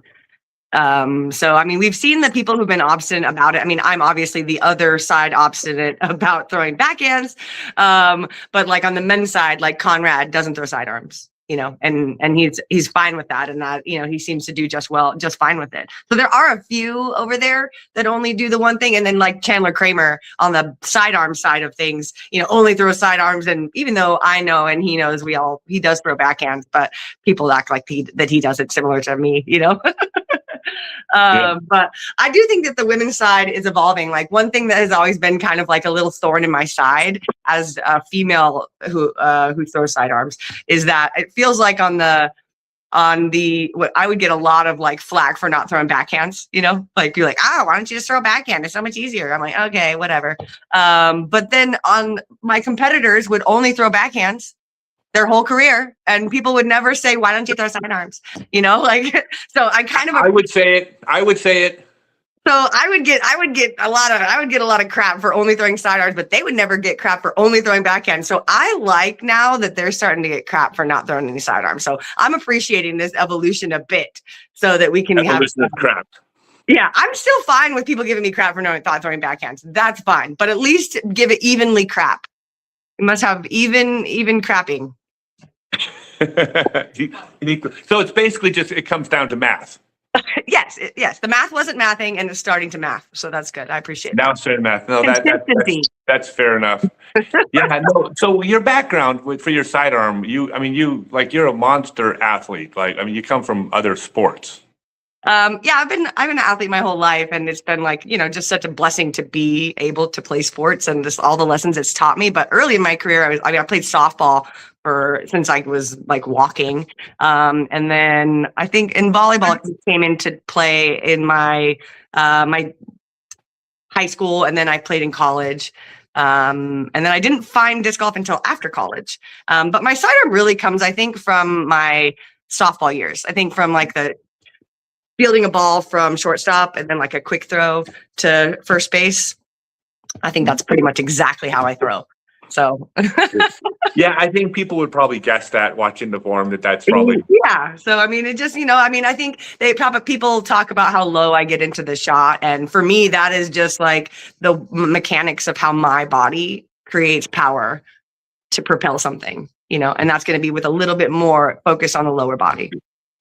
Yeah, well, I mean, one of the things that I teach is that there's the fundamental laws of physics, which, as far as technique, that trumps everything. There's certain things that you must do, but after you do the things that are based on physics, there has to be a range of different motions based on individual bodies. We're not all built the same. Like, if we were all built the same, every baseball pitcher would have the exact identical delivery off the mound, and they don't. They all have different arm slots. Mm-hmm. Like, there should be one. If they were all if they were all clones of each other, everybody would find one optimal arm slot. They would all throw from there. You couldn't compete if you didn't. The reason they don't is because of different bodies. So there has to be some range, or flexibility for the individual. So yeah, that makes sense. Especially when I look at you throw, I think the same thing. I think she throws really low, but I also am not looking under your skin, looking at your shoulder socket. I can't see how your body moves. And so it doesn't necessarily mean it's wrong for you. That's right. Yeah. And you'd think like with baseball, they have unlimited resources, whereas disc golf, we're like, I don't know, we're trying to make it work. But baseball with unlimited resources, like you said, you think they would have this like exact thing figured out with all the science and sports science they have to work it out, but they don't. They do, but it's just, there is variation. And so I always try to like people, when I teach sidearm, I'm always trying to work with what people already have and what their body says they can do. So yeah, well, you do a lot of teaching too. I mean, I know you do a lot of clinics and teaching. Yeah, mostly I just teach sidearm. Right, it's fair. Yeah. I don't try to teach other skills. I mean, I can help people if I see something, but I do just stick to the thing I know the best. Well, but it's great. I mean, that's what you should do. I mean, I think that's really smart. And you also do a lot of the classes with, I've seen you advertise, if I'm not mistaken, like with Holland or with Ella or with other people, right? Yeah, well, we did, me and a few of my real good friends on tour did some super mega clinics this year. It was Kat Merch, Rebecca Cox, Leah Sinagini, and Owen Scoggins joined us for a couple as well. So that was our little crew, and we all took a different skill. We had a ton of great people come out, and we split up into different groups, and then we play a fun doubles round afterwards. So it was, I think we did a handful of them, 5 or 6 of them this year. It was fun. I love that. It's a great way of, the business of disc golf, besides there's prize money and sponsorship, there's a business out there you can also run as well. So I'm always happy to see everybody out there hustling. Well, and it's not even just that. It's like when we're on tour, there's 50 women and 150 guys, and there's all these spectators trying to vie for positions in the tournament and go to all these extra little things. And as a player like me, I don't get to have those personal connections with the folks, even at the tournaments these days. Like we have to run these extra little things or do these little meet and greets and stuff to actually like meet people and talk to people and like work with people. So that's a real benefit, I think, is that we get these personal connections and it really means a lot to people. And it means a lot to us that people care enough to come out and are like just excited to try to improve their skills and or just meet other people and build community. Yep, I love that. And I know that really matters a lot to you, growing the sport and promoting the game and promoting the women's game has been a big thing for you. Yeah. And I love that. Hey, guess what? Our time's up already. And I promised everybody I'll let them get back to Christmas on time. So sounds good. Any messages you want to send out to the fans and friends out there? Mostly just, hug your loved ones. Sometimes Christmas is rough because you're dealing with maybe some health issues or you've lost someone this year and you don't get to see them. So hug the ones close to you, tell them you love them. And I hope y'all have a really lovely next year. And I'm going to New Zealand in like a week. So check out that Down Under footage, and support that tour. So I can't wait to see everybody out there. Sounds good. All right. Merry Christmas, Sarah. Merry Christmas. And we'll see you next year sometime, I'm sure. Sounds good. Awesome. All right, you guys. I decided to bring my body double on. Heck yeah, what's up, Ezra Adderhold? How are you doing, man? Good, Scott. How are you? Merry Christmas, man. Merry Christmas to you too. I'm so happy you joined. Yeah, thanks for having me on. Thank you for letting me make that post where I was comparing a 56-year-old with a 28-year-old. I thought it was hilarious. No, I thought it was great. Yeah, I thought that was really funny. People seem to enjoy it. It is. It's very, people like self-deprecating. I'm like, I've hit this. I've hit the age where every single compliment someone pays me, either is followed by for your age, like, oh, you throw far for your age. Oh, you look really good for your age. Or if they don't say the words, I know they're thinking it. Yeah. So it's kind of fun. Hey, I so don't even think it was self-deprecating though. Like I think you looked great. Like honestly, it was a little bit of a thirst trap for both of us. So I don't know. I think it worked out good. okay, well, for my age, but okay, I'll take I it. didn't say it. I'll I take didn't the say it. compliment. I work hard. Hey, so I had to have you on. Thank you. And I'm don't want to be like a one-hit wonder and just talk about just one thing and one thing only, but there's one thing I really need to talk to you about, and I think you probably know what it is. I've written you about a bunch about it. You shot a round of golf at the World Championships this year, Yes. and I hope you're not sick of talking about it because. No. Okay, Fine. good. For those of you who don't know, Ezra shot a 14 under at the Tampere disc golf course. I want to just speak on this, but then I want to ask you about this round. So I personally, I'm a believer in the rating system. It is all mathematical based. And so when you make the argument that the greatest round ever shot is also the highest rated round, I would never push back against that because there's a lot of reasons why that carries weight.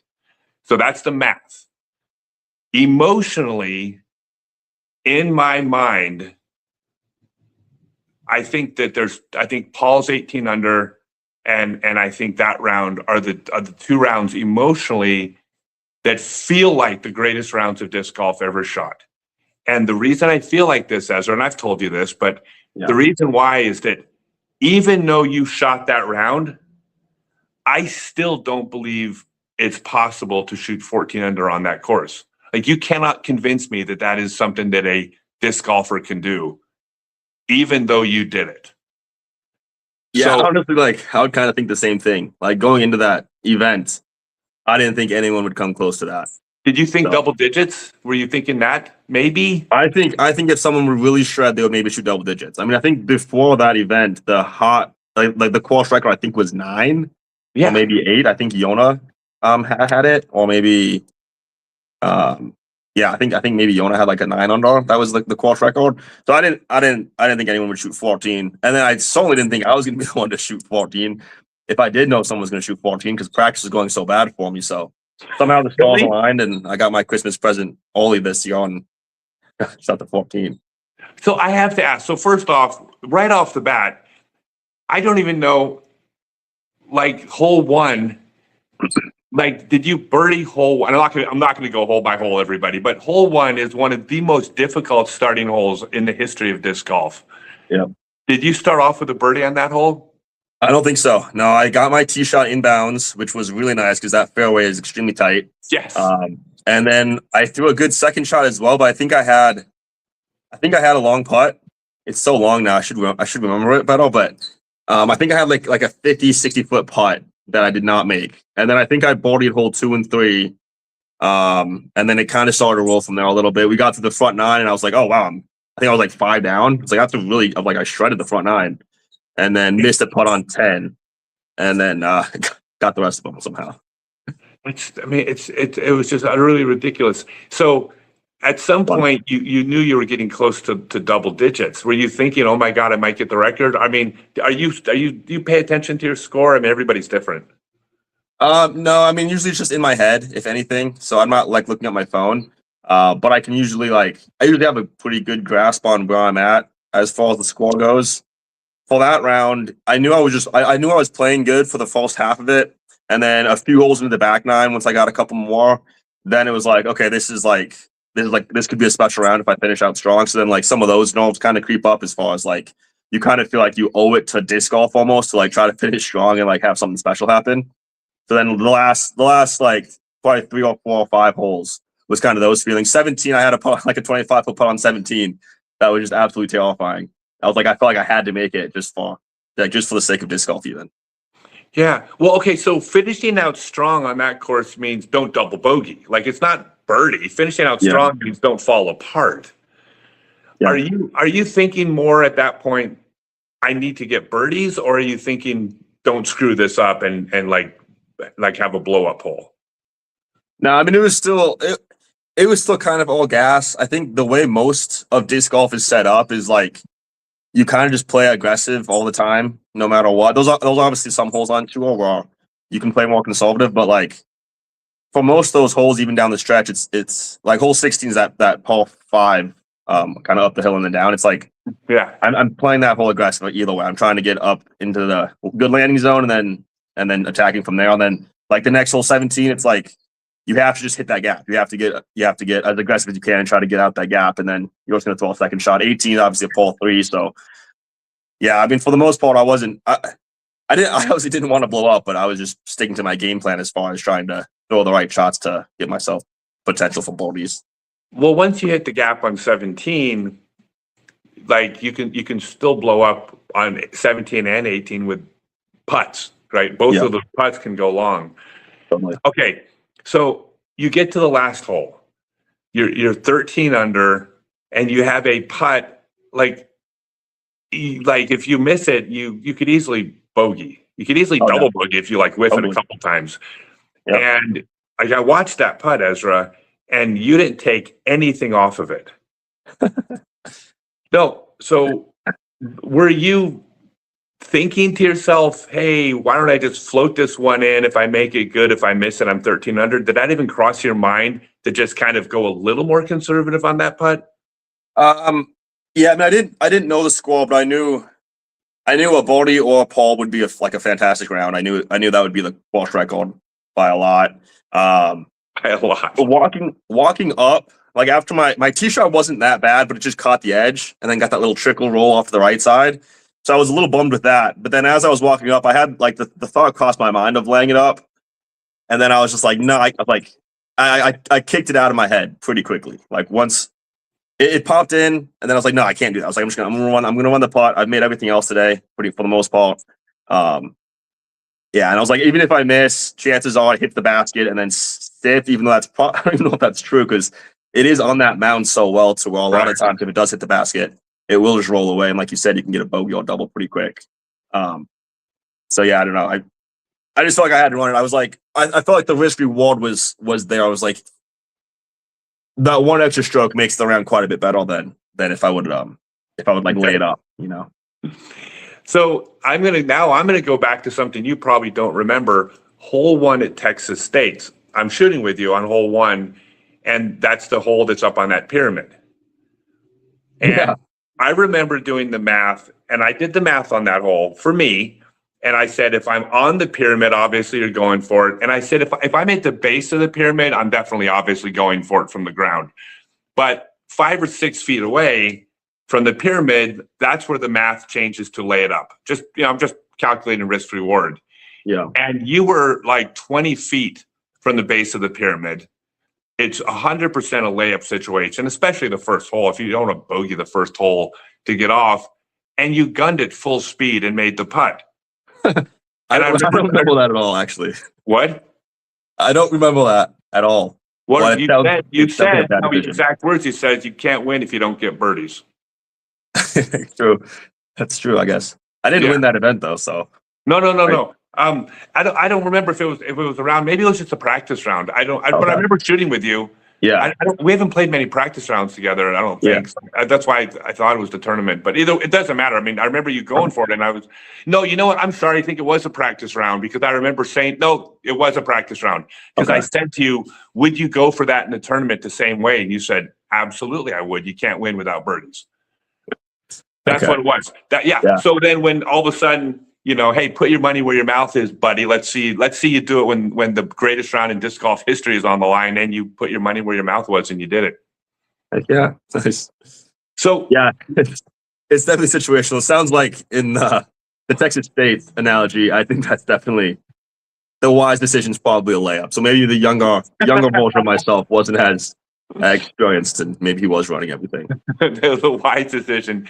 But you know what, though? I mean, it's hard to win making wise decisions when everybody else is so good and aggressive. All right, I want to talk about one more thing, Ezra, because that wasn't, I don't know if that was your highlight of the year, but it was, I think, one of two. You also had another highlight in Des Moines. Yeah, that was probably the highlight of my life so far. I mean, that was like one of the biggest dreams I've had, for the last decade or so.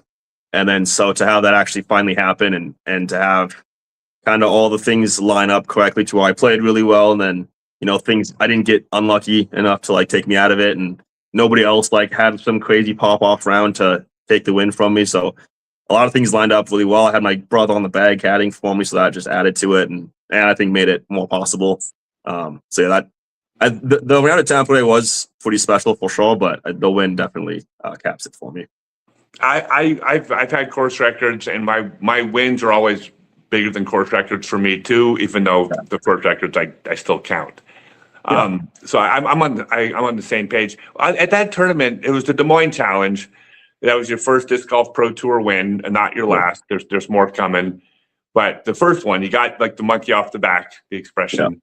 Where were you sitting going into that final round? I think I had a 2-stroke lead over Calvin. Yeah, so that's not fun. Calvin and I both popped off pretty well the first round. I think he had me by a stick going into the second round. And in the second round, I shot like an 8 down, which was still fogged because it was windy. I think Calvin shot like he didn't play as good. So I think I had a couple strokes to play with going into the final round. Okay, but did you lead the whole round, or did he catch up to you? Like what happened? Like quick, we got just a couple minutes, but how did that last round go? Yeah, I boarded the first 5 holes, which was kind of a dream scenario stall. So after 5 holes, I think I gained maybe like 3 strokes on my card mates. I didn't know at the time Adam was actually the one chasing. He pushed really hard from chase card. So I'm not sure how close he got throughout the round, maybe within 1 or 2. But as far as my card mates go, I think the closest was probably at 2 strokes. After 5 holes, I did make a couple mistakes and lost a little bit of momentum, and then on hole 10, I think I kind of picked it back up again. So hole 6 is the first one over the water, correct? Wait. 4 is over the water, 5 is the par 3, and then 6 is like that little dogleg right. Yeah. Okay. Gotcha. That's right. Okay. So you had a little bit of cushion. Yeah. I always like to know. I mean, were you nervous to start the round? Did you get nervous during the round? What was the emotion? When did it change during the round? Yeah, a little bit. I mean, I really tried to subdue my emotions. So like on hole 5, I had a chain out for an ace, which was kind of an exciting moment. But I really tried to like not let the high emotion get to me. So I tried to stay as mellow as possible throughout it. Just because I feel like that can help. And it was nice I was able to do that. I mean, sometimes you kind of try to do that every tournament you play, and then sometimes it's not as possible. I can remember it was kind of funny before the first round of the event. We get up to the hole 1, and my brother was caddying for him. I'm like, bro, I don't know what it is. I'm in a bad mood. Like I was just like, I started off the round kind of just like a little pissed off. I don't know why. But then like I don't know, he walked out. But it's just kind of funny how like I feel like a lot of people think the mental game is different than what it is. It's like you wouldn't think that's the mindset you'd have going into a round that you end up winning the event of. I've never seen you in a bad mood. I've known you that day. Yeah, I don't know. That's actually really funny. Well, just because you feel that way doesn't mean you're showing it to people either. Yeah, it's true. I've always said like the difference. I always said like every top athlete is arrogant, egotistical, cocky. The difference is if you keep your mouth shut, you're still a nice guy. Right. But inside your head, we're all out there thinking the same thing, which is I'm going to be, I'm better than you. I'm going to like, we all feel that way. You just can't say the words. Right. It's true. And you kind of have to have that level of confidence, I feel like, in order to succeed. But then, you can definitely, the way you display it can have a little variance. Absolutely. Wow. I can't believe we're out of time already, but I just want 15 minutes from everybody. And so you have a quick message to send out to your friends and family fans. Merry Christmas, thanks for all the support, of course. And enjoy the day. Hey, all right. Hey, I'm a huge fan. I can't wait to watch you. You got a bunch of wins coming up, and I'll root for you every time, Ezra. Thank you, Scott. Thanks for having me on, man. This is fun. All right, Merry Christmas. Yeah. All right, guys. We got a couple special guests coming on now. We have. All right. Hello, everybody. Hello, Peter Luna. And hello, Andrea. Hey. Hi, Peter. Hi. How are you guys doing? Merry Christmas. Merry Christmas. Merry Christmas. Thank you, guys. So this is Peter and Andrea. They are the first two sponsor players of the Blue Power Disc Golf Team, and Go yes, you guys are the first two, and they have a mission because they are helping me tell the entire world that who is disc golf for? Everybody. Say everybody. Everybody. Yeah. Disc golf is for everyone. Everyone can play disc golf. Mhm. Yes. And the reason you're on the show isn't just because you're my friends, but also you both work really hard and practice a lot, and you've gotten really good at disc golf. Congratulations, you guys. Thanks. Thank you. Yes. Well, thank you. Okay, so all right, we don't have to talk about disc golf anymore. Let's talk about Christmas. Have you guys opened any presents today? We opened our stockings and we opened at the White Elephant Exchange. You did your gift exchange. Uh-huh. Did you get any good presents? I think I got a bingo of penguins. Ooh, That's so cool. That is so much fun. Mm-hmm. And what about you, Peter? Did you get any presents today? Yes. What did you get? What's I your favorite present? I turned it to drum sample. Symbols for his drums. You got symbols for your drum? Yeah. Oh my gosh, I bet you're gonna drive mom crazy. Maybe. Maybe, definitely. Mhm. Oh, that's so much fun. Do you like playing drums, Peter? Yes. Say I'm in a band. Well, I've seen you dance, so I bet you're pretty good at drums too. And you're in the band, huh? Mm-hmm. And did you guys have you given any presents that nobody's opened yet? Don't give away any secrets, but is it fun to buy presents for people too? Yeah. Uh-huh. Yeah. Do you enjoy wrapping the presents and making the cards and everything too? Mm-hmm. Mm-hmm. That's fun. I think it's as much fun to give presents as get presents. That's Now- how. Like my nose? It's what? Do you see me like my nose? I can't see the. Oh, I can't see. There's something blocking the screen right across the middle. Hold on. Let me see if I can click on it. Oh, I see. Oh my! I didn't realize I could do this the whole time. I love it. I know what that nose is. That's Prancer. Yeah. Is that Prancer? Rudolph. Oh, it's Rudolph. Oh, I always get those two. Well, they look very similar except for the nose, right? Mm-hmm. That's fun. Now I have another really important question for you guys. What about the food? Are you eating good food today? Yeah. Cookie. What are you guys eating? What kind of special food are you having for Christmas? Ham. Eating ham? Yes. And what about you, Andrea? I think Cinnamon rolls. cinnamon rolls. Cinnamon rolls. Uh-huh. And do you like ham also? Mm-hmm. Both. And Peter, do you like cinnamon rolls? Yeah. What about a ham sandwich, but instead of bread, you make it with cinnamon rolls? Would that be good? No. It's a Christmas cookie. No. It's like a Christmas cookie. So we got one yes and one no. Okay. That's okay.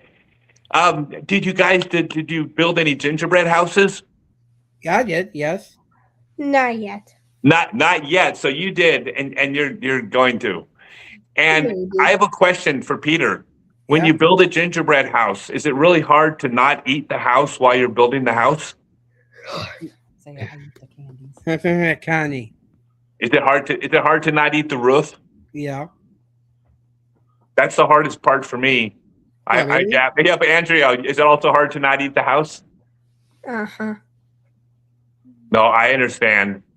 So I want to ask Andrea about some of your other hobbies. So you're an expert at jigsaw puzzles, right? Uh-huh. How many puzzles do you do?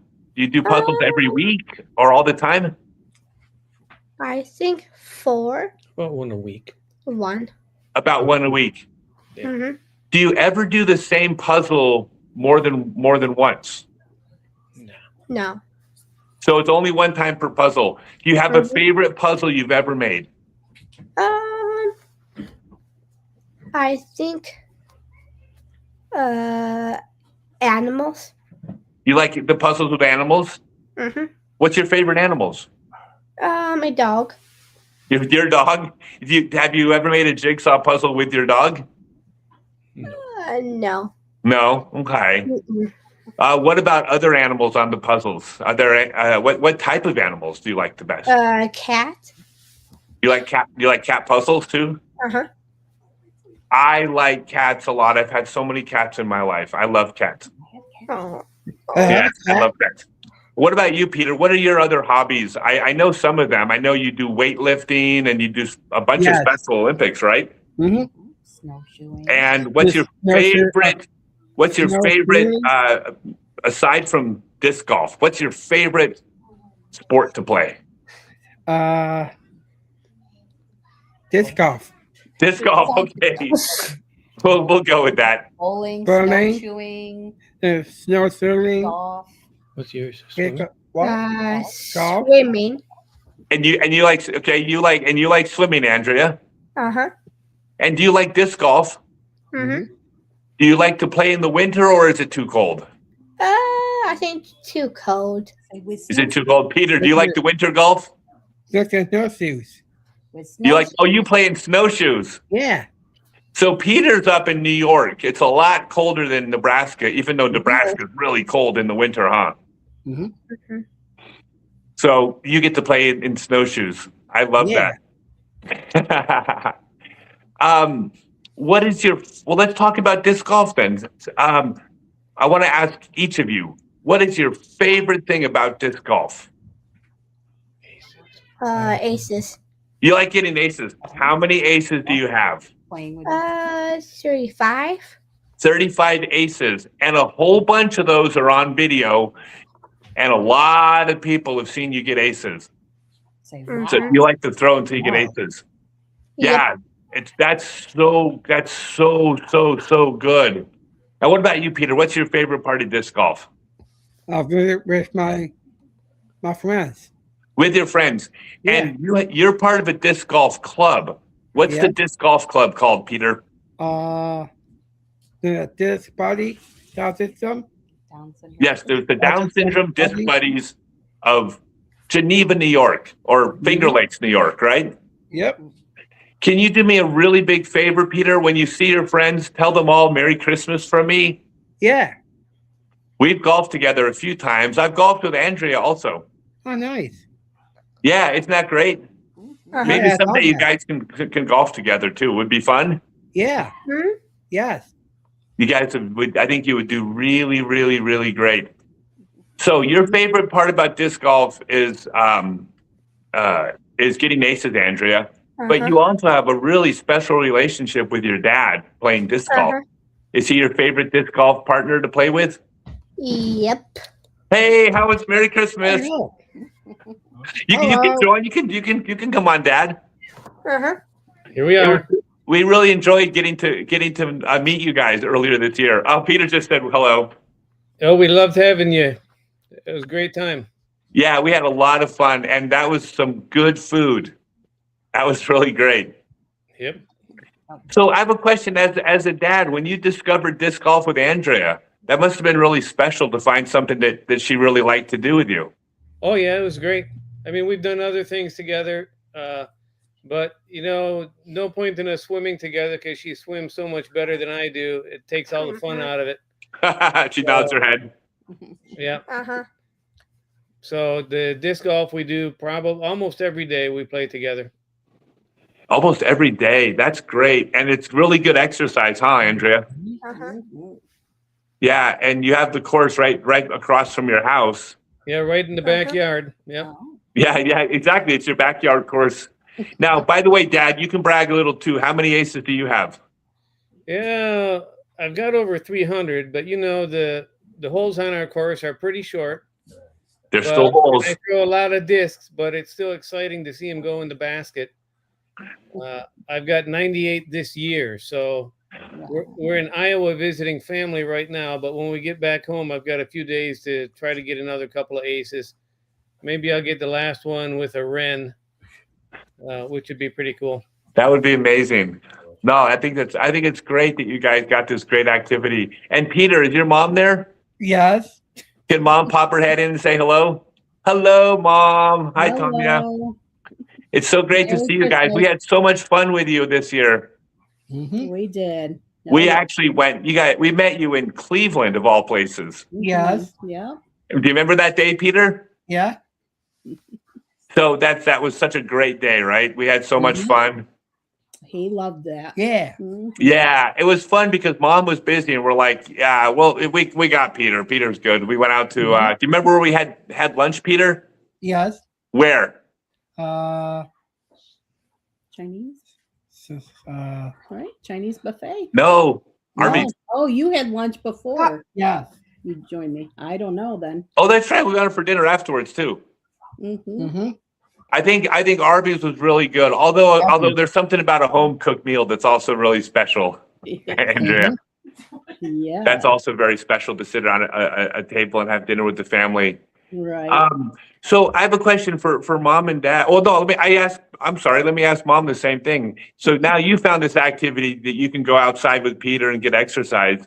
What was that like finding this game that the two of you can enjoy?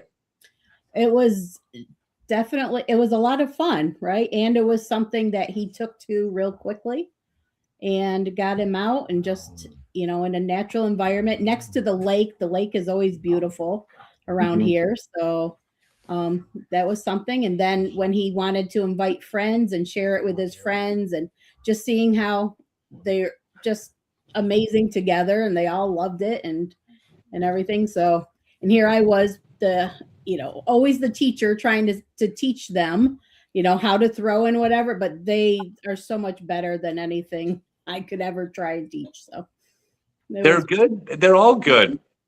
So the real quick short story was when you reached out to me because you had followed the Blue Power stuff and you said, hey, I heard you're going to be in New York, but you're a couple hours away.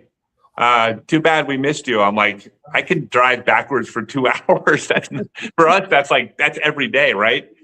And we got to go spend time. So I thought I was going to teach a class for the Down syndrome disc buddies. So that's what the club was called. I thought I was going to teach a class introducing disc golf. And then I show up and there's these, was it 4 or 5 the first day? 5 that day. 5 kids. They all got golf bags. They're all wearing disc golf shirts and the clothing. And they knew the rules and they were like, and I'm like, oh. And I said, is it okay if we don't teach a class and we just get to play for fun? I never get to do that. And we had such a great day. We did. Yeah. And then actually with Andrea, it was kind of the same thing, which was I wasn't really teaching anything. I mean, not really. It was really we just got to go out and get to know you guys and just got to play. So maybe it's a little ironic with both Peter and Andrea. It's probably the most just playing for fun I've gotten to do in the last 3 years. Well, that's good. Need So fun I have a in your question, life. Peter and Andrea. We just have another minute or two. I have a question. Do you guys understand that a lot of people that might be afraid to try new things watch you two play disc golf on the internet, and then because they watch you play, it makes them brave enough to play? Do you know that you're helping people?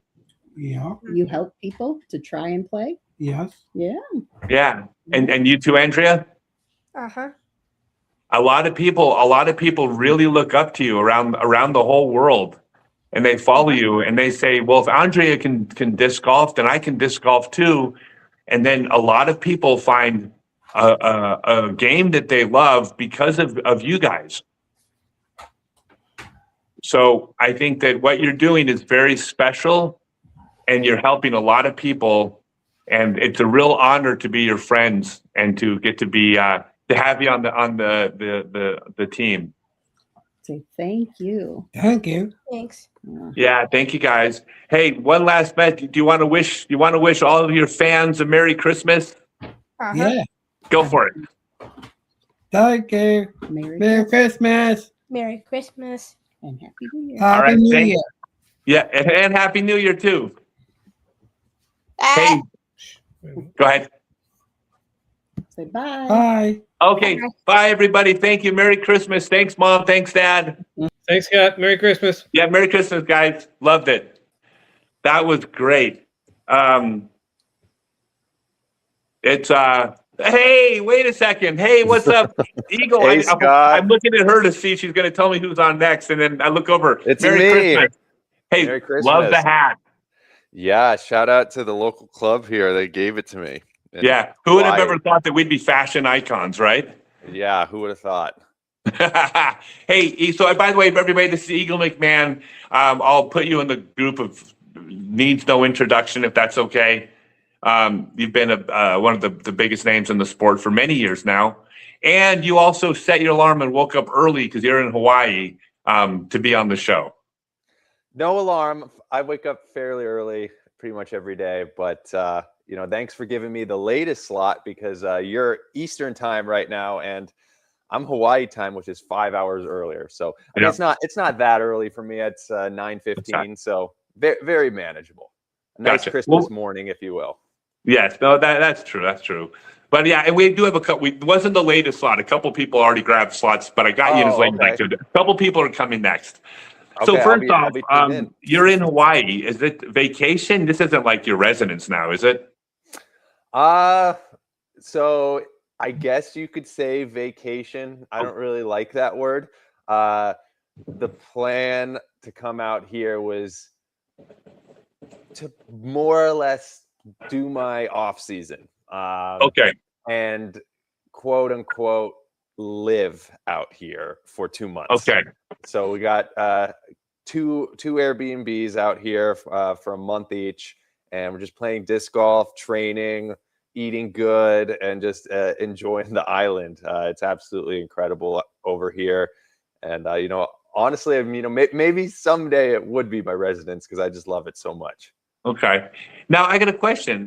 Because I was out there earlier this year and we got to see like the fourth highest eruption of Kilauea. It was like 1,000 feet. It was above the crater wall. But now we're on their we get the Kilauea alerts and they've had like 15 eruptions since. Have you got to go out there and actually watch some of these massive eruptions? So one of the friends I've made on the island, he sent me an alert. Probably like it was around 10 or 11 p.m. 2 nights ago, and it was going off. But right now, it's suspected that it's on one of its cycles. So coming soon, I have the webcam pulled up. I'm always checking in to see when it's going live. And next time it does, then I'm driving up there. It's about a 45-minute drive, and I got to see it. You have to. It's unbelievable. We actually went there and it was not erupting at all, that's the way it happens. So we were at the northern tip of the island at some macadamia nut farm, and then we heard the alert and we just drove straight through the night to get there, and it was still we only got it for a couple of hours. I'm not complaining, but it was like unbelievable. So yeah, it's pretty. I hear like you can feel the ground rumbling when you're there. You can hear it. So trippy. Yes, and it goes. I mean, it's oh man. I don't. I feel like I'm spoiling the ending of a movie. Like, trust me, it's really good. So what are your plans for next year? I mean, are you back on full tour? Are you healthy? I would say yes and yes. Next year, I'm doing, I would say, mostly a full tour. My aiming point is for about 15 to 17 events. I've learned for myself that pushing past 20, at least for me, is just it's kind of the no-go zone. I get too burnt out, and I'm very fortunate to be able to only play 17 Pro Tour events. A lot of people out there need to grind them out, but for me, I like to have some semblance of a normal life back home, whether it's just sleeping in my own bed, doing the things I like, and just living a life outside of disc golf. It makes me like disc golf more. So when I'm just constantly disc golf, it can get me burnt out. So I learned that last year. So 15 to 17 events, and that allows me to play into the other part of the question, be healthy. I'd say, yeah, I'm very healthy right now. I'm the healthiest I've been. I had a surgery 2 years ago. I'm sure as people are aware, and I would say I'm 99% recovered from it. We'll just say 100% recovered. So it's just more about keeping my energy levels high and just being in the best shape that I can to throw a disc and have that mix of strength and endurance it takes to compete out on the pro tour. Yeah, no, that's good. I mean, everybody wants you to be healthy. I mean, it's the thing is people don't understand because they go, oh, you're throwing golf discs, and they're comparing us to compared to rugby. It's like, no, you are physically pushing your body to go to its extreme limits, like hundreds of times a day when you're training and dozens of times a day in competition. Like you're pushing your body to its limit physically. It's going to cause problems. We're athletes, right? Totally. And so people don't get that is not, it's not weird when it happens. It's like, it would be weird if it didn't ever happen to anybody. Absolutely. So it's great that you're healthy. All right, now I got to talk to you about something maybe a little bit unrelated to touring, but I reached out to you a couple years ago because I've known you, passively for years. We were in Colorado. We competed against each other as a junior when you were a junior still, and you were like starting to become the Eagle McMahon we know today. I think I first met you in 2010, a long time ago. Yeah, it was no, a little bit later than that, but yeah, we played a tournament out at it doesn't matter. We played a funny story. It was you had a hiatus away from disc golf for a while, and I remember it was one of your first tournaments back. I think it was 2014. It was the Longmont Lunacy. Yes, you came back and played that. I played, but you may have not remembered this, but I think you played like the 2010 Colorado State Championships. Oh, that's right. Yes. Okay. And me and my dad were going to get some food, and we ran into you, and we were like, oh my gosh, it's Scott Stokely. And at the time he had a Discraft X2 in his bag, and it was like one of his favorite discs. And he was like, but he didn't throw such a good shot with it during the tournament. So he was like cursing you out since the disc didn't perform correctly. And he thought it was hilarious. But yeah, that was back in 2010. No, it was. I had been away from the sport for like 9 years, and my best friend Randy Long messaged me and says, "Hey, I just entered you in the Colorado State Championships." I said, "I haven't thrown a golf disc in like 9 years," and he says, and I said, "I'm not playing. I don't play anymore." And he says, "Oh, you're definitely playing because we're going to dress up as Sean the Sheep." And I don't even know who Sean the Sheep is. I think it's a British like claymation live. I don't know. Basically, he put a bunch of cotton balls so we looked like sheep or something. I don't know. It's Randy. But anyways, yeah, that was that. Then I came out and then I disappeared 3 more years. No, but again, but I've only know you'd be like a lot of people. You're a disc golf friend. I know you on the course, but I don't know you. And then I watched a documentary about you and your father. Okay. And yeah. That is when strange as it sounds, that's when I felt like I knew you. Like when I was like, oh, now I know Eagle. Now I understand. You want to share just we don't have much time, but you want to share about that? Yeah. So the documentary that Scott's referring to, it's over on Jomez.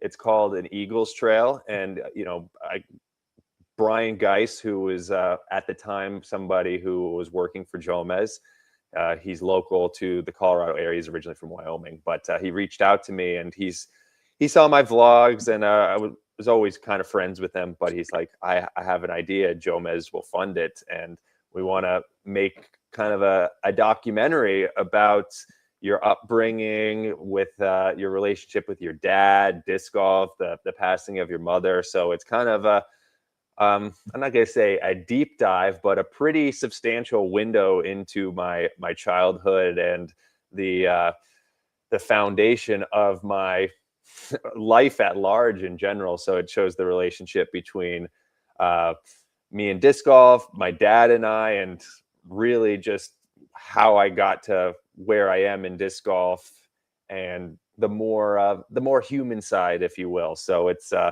it's kind of crazy to think that there's a documentary about my life out there, and I think over 200 people or 200,000 people have seen it. So that's absolutely wild. But the response has been incredible, and I've made a lot of great connections, and people have said that it's impacted them in a very meaningful way. So that makes me incredibly happy.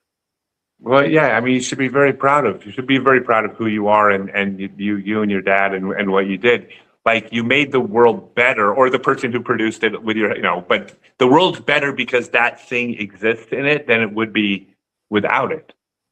And it does mean a lot. It's very special. I mean, I would encourage anybody watching this. What's it called one more time, and where do they find it?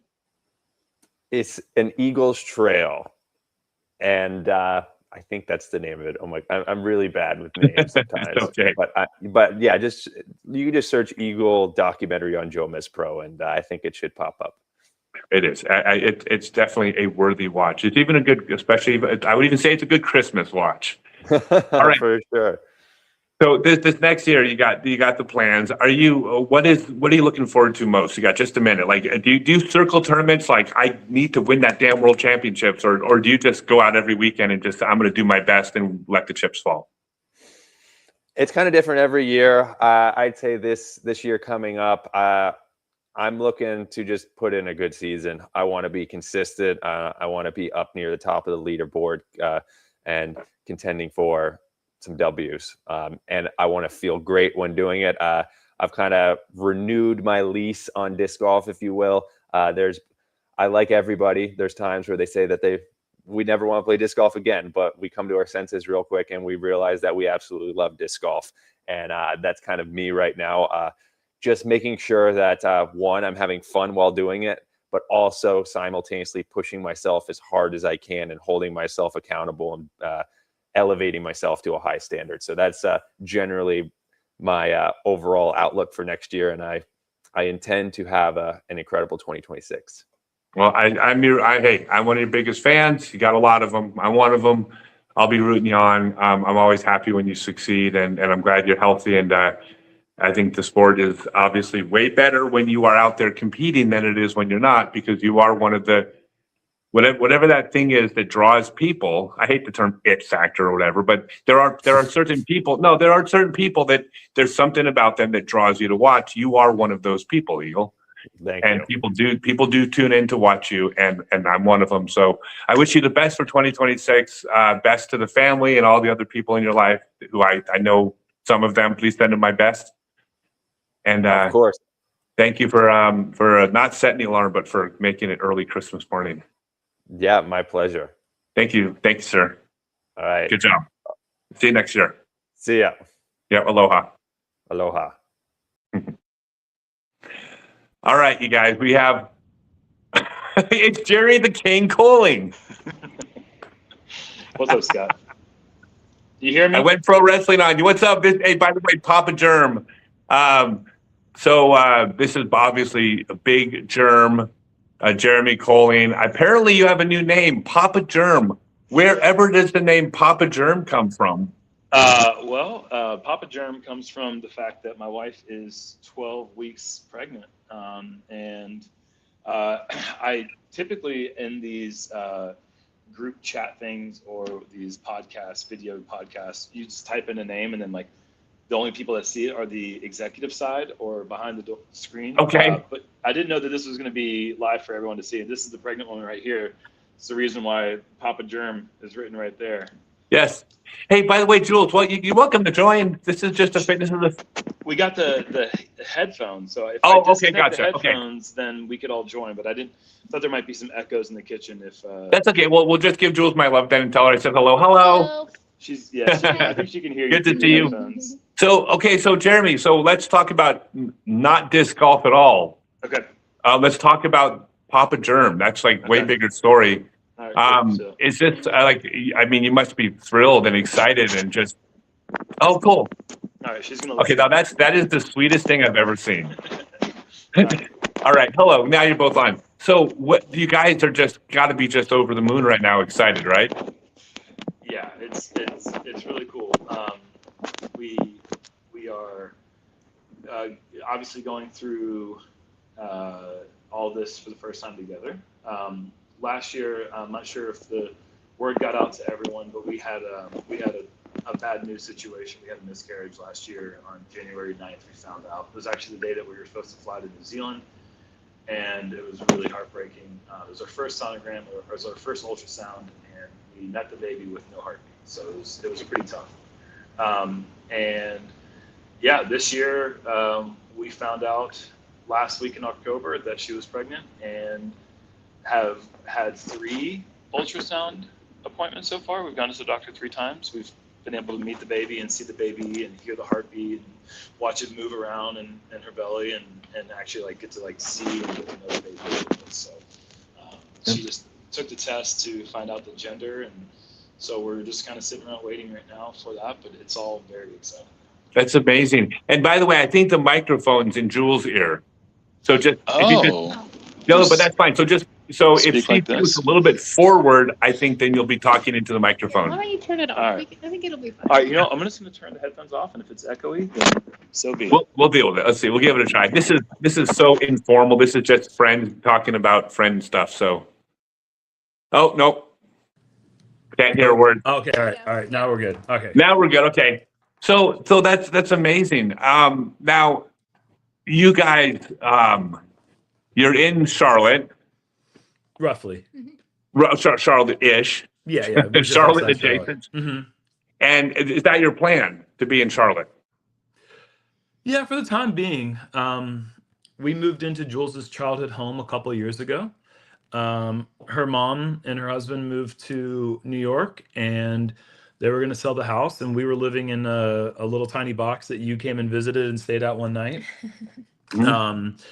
And we had outgrown the home, and we were looking for a bigger home. We were potentially going to renovate that home and try to make it bigger. And it was a huge plan. It would have taken a huge undertaking, and it was just maybe a little bit too much for us. So this was an immediate option for us that became the right way to go. So we moved a little bit outside the city, and we're in a much more comfortable home, and I think a home that Jules probably never expected to move back into. I didn't think I would buy my childhood house ever. That's wild. But here we are. But yeah, It's really cool. But yeah, so for the time being, I think it is a good place to raise a child. There's playgrounds in the neighborhood. There's access to parks nearby. We're really close to the highway, but we're also like away from the hustle and bustle of the city. So it's like kind of like, how it goes. As you get older, you move a little bit further away from the city. It seems kind of like the trend that people have in life. I don't know if this is our forever home, but we definitely love what it provides for us now. And, there's, who knows? Life is full of surprises. So how does this affect, your career and a lot of this is wrapped into you being a traveling person. Yeah. How is that going to work? Or is this a later conversation? I don't want to put you on the spot, but No, you're not putting us on the spot. That'd be hilarious if these are the first time these questions are being, oh my God, we got to think about the baby. No, right now the preliminary plan is for me to ditch the RV for the upcoming season. An RV that we purchased in for the 2022 season. So we had that for 22, 23, 24, and all 2025. And the initial idea was that Jules and our dogs would go with us. We'd all be together as a family on the road. And, We've done that for the last 4 years. We've done it. This year's just a little different. So yeah, we were already kind of like planning on mixing it up a little bit. I was going to be doing more events and working on, yeah, we got a dog outside scratching at the door. We were going to actually just go with me in the RV this year, but then realizing that Jules was pregnant, then it was going to require more visits back home. And so the RV provides logistical issues with travel. You can't just leave an RV anywhere. And so, and it's a heck of an undertaking to move an RV across the country on a snap of a finger. So it just made more sense to leave it behind. And so for the time being, the plan is to just kind of do the traditional, take my truck, pack in, pack out, Airbnbs, hotels and whatnot, people's homes, if that ever presents itself. And then for the 2027 season, probably trade the truck in, get a bigger truck, trade the RV in, get a bigger RV, and provide a home that we can actually raise a 1-year-old in. And they won't even be one, or they'll be one. Well, they'll be like 8 months when tours. Yeah, they'll almost be a year old. Yeah, they won't even quite be a full year old yet. But we've seen other couples raise their babies in the RV on the road, and there's obviously some challenges that come with that. But I don't really foresee my travel schedule slowing down in the foreseeable future. I mean, it's my means of income. It's my way of life. It's everything that I've really built my life around, is being on the road and being a personality in the sport, and that requires me to actually travel quite a bit. I think the only thing that'll also change next year is he won't do the European swing, because that's when I'll be due. So Sure. he'll be home. Yeah, that's a big that one. makes sense. That's always been like, going to Europe has always been like the reward for like getting through a year.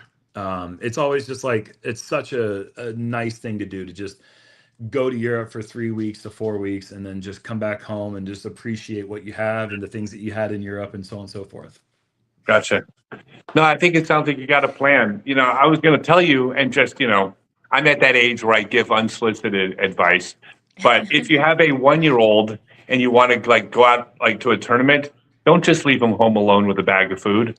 You definitely want to bring him with you. That's good. That's a good just suggestion. I really like don't that. shoot the messenger. I really like that. I think it's because good. That's what we do with our dog. We just are like, here's some food.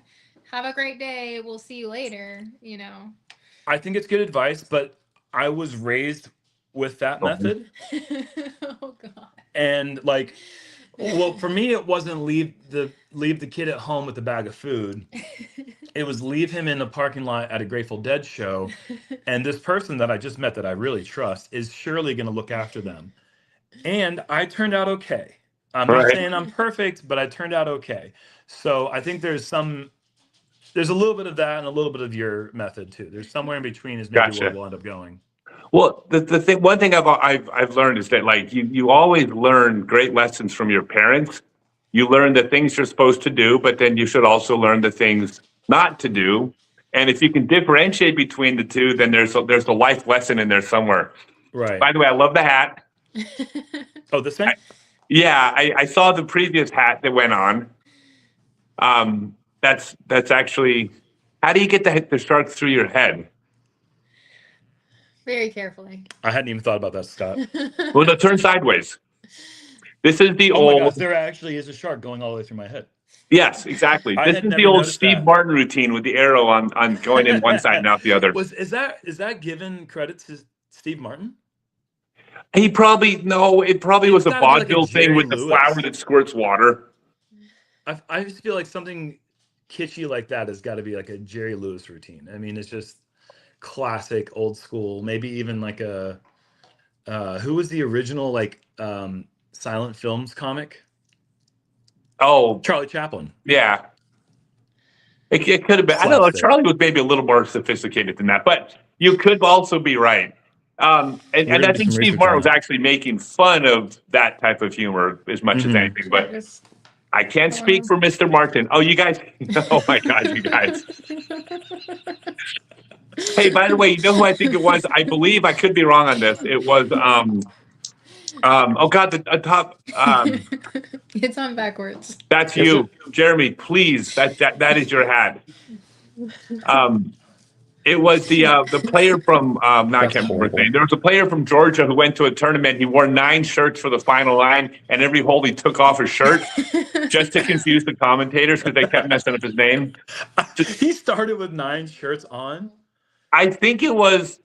It was a player from. I think. Hey, don't quote me. I thought it was Matt Dollar, maybe something like that. He like changed his shirt every hole in the final line in order to like confuse the commentators. Oh, I thought you were saying someone in the PGA Tour. I was like, there's actually humor on the PGA Tour. That's incredible. No, we saved that for our sport. Yeah, that is very true. Disc golf is the humorous version of golf. Okay, now I got a question for Jules. Okay. So when you met this guy, like I've known Jeremy. Jeremy's of all the players on tour, Jeremy's one of my several closest people out there. It's been a pleasure to become your friend, Jeremy, over the years. Likewise. But sir. when you met Jeremy and you found out this is what he does. Did you actually also think of it as I'm going to travel the world and go to Europe and like? First off, I didn't believe he was a disc golfer. Was like, so what do you really do? That's a front. 'Cause That's got to be a front. I did not know that you could do disc golf professionally and that you could have a career out of it. I just thought it was something you did as a casual sport. So I was like, okay, so you're like a bum. You just like hang out in the woods like during the day. Like, what do you actually do?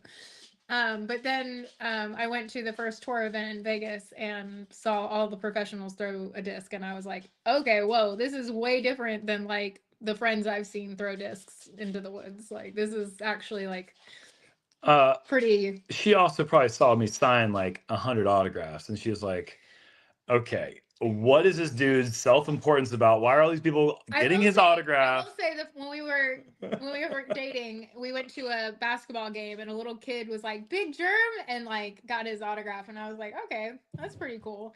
But then, as you know, we went on more tour stops. I saw him have more autographs and more like just interactions with people, and I was like, "Okay, so this is a real thing." She liked me before then, but I think the first time she saw an autograph is when she knew that she had found the right man. I think that was when she recognized that she had found a super stud. Yeah. Yeah. As soon as you got the autograph. Yeah, no, that is, hey, that is, there's actually, if we had an hour-long conversation off the air, there's biology behind that response that it's actually not even like make-believe. Yeah, totally. No, it absolutely is.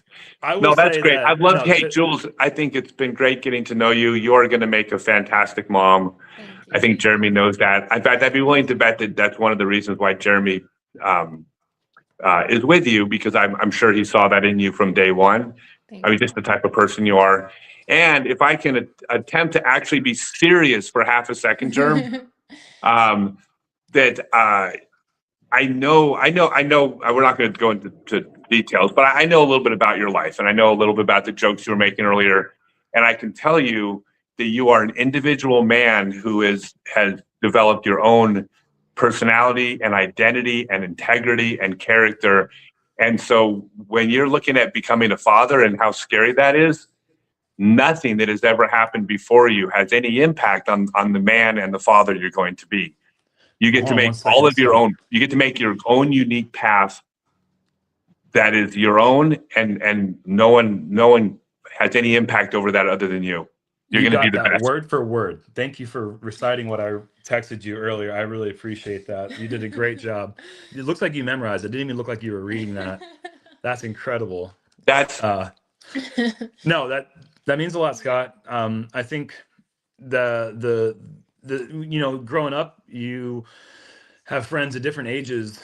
Once you get out of college, or you turn 20, your friends start having kids, and it happens from 20 all the way up to we're 40. So it happens at different intervals, and you always hear from people, even when you're younger. You've got your parents' friends, they have kids, and you just hear everyone talking about what it's like about to become a father, and the uncertainty that comes from that, and just being like, oh my gosh, there's gonna be a little person that I'm gonna have to look after every single bit. And it's such an interesting thing hearing all those things your whole life, and knowing that you can never fully process them. You can't live vicariously through them. You can't learn from their experiences in the way that you can learn from other people and their experiences and other things in life. The only real way I think that you can learn how to become a parent is just to become one, and to really like go through those experiences and see the baby through the ultrasound, and see the child move and hear its heartbeat for the first time. Like, that's not an experience that anyone else's experiences, them telling you about it, could ever like prepare you for that moment.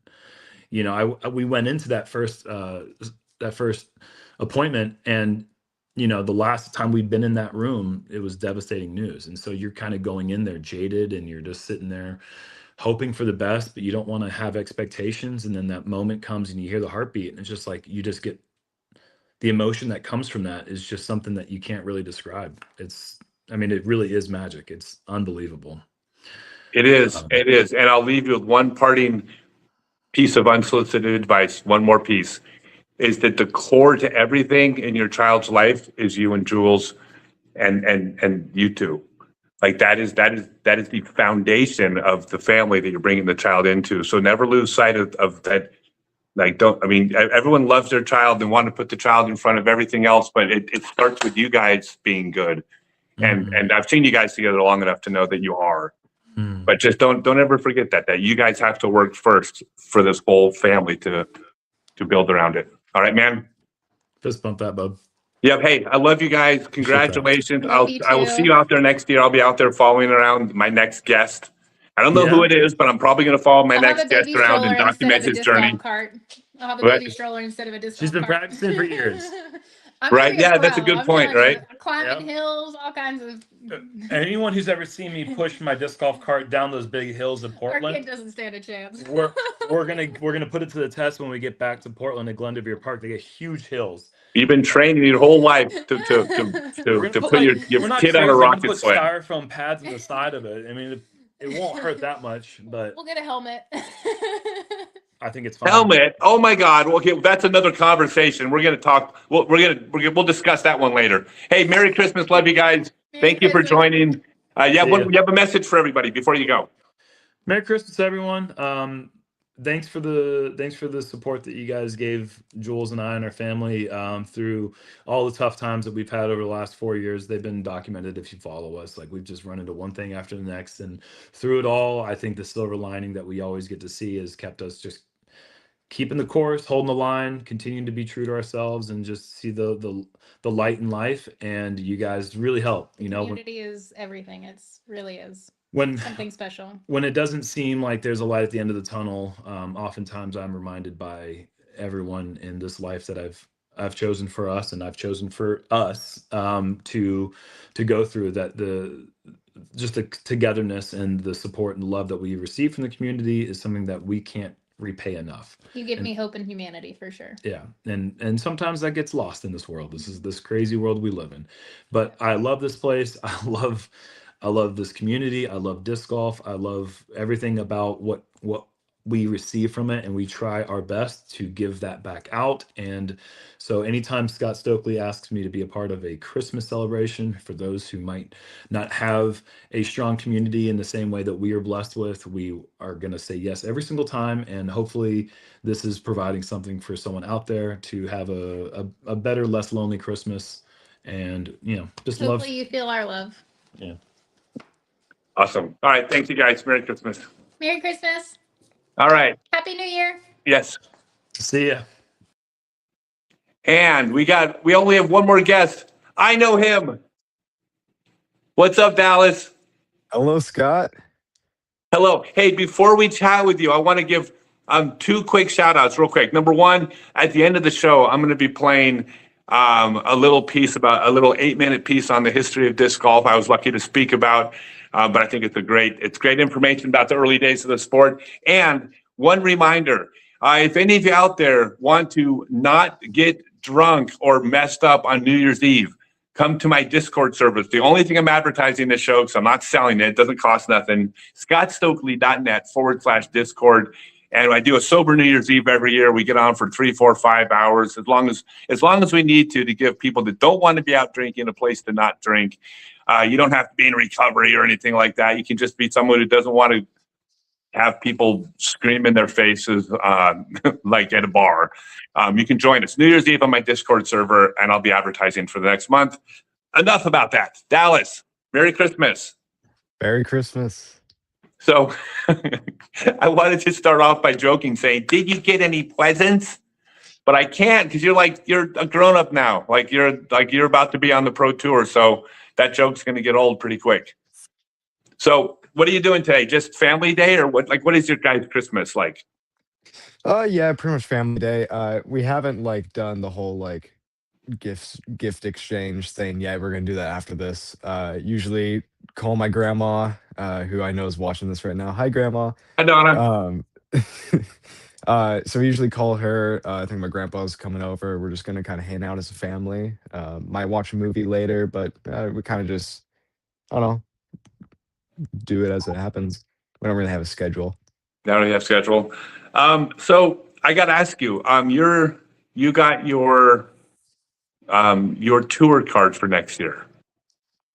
Yes. So you are Yes, it did. officially like not just going to be out at the event. You're officially going to be on the Disc Golf Pro Tour next year. Yes. Are you scared? Are you excited? Are you anxious? Are you where's your mind at right now when you think about it? I mean, I would say all of those at the same time. I mean, it's a very exciting moment. I mean, this is kind of like what I'm wanting to do for my career, my life. So it's exciting kind of to get that first step into it. But it's a completely different lifestyle. I've never done something like this before. Just kind of living out of a RV or van with my dad for like 160 days or something. It's just completely different. Uh, so I'm very excited to play events and see new people, new places. I think we're going to 43 states next year.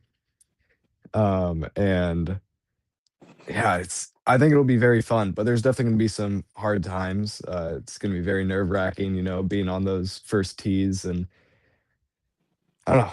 I think it'll be fun to see what happens next year.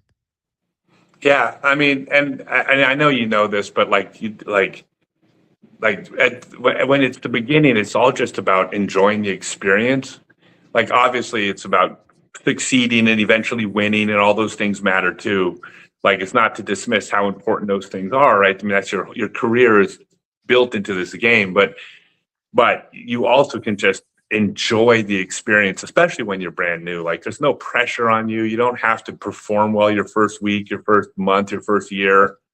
Like you really can just go out and just be out there.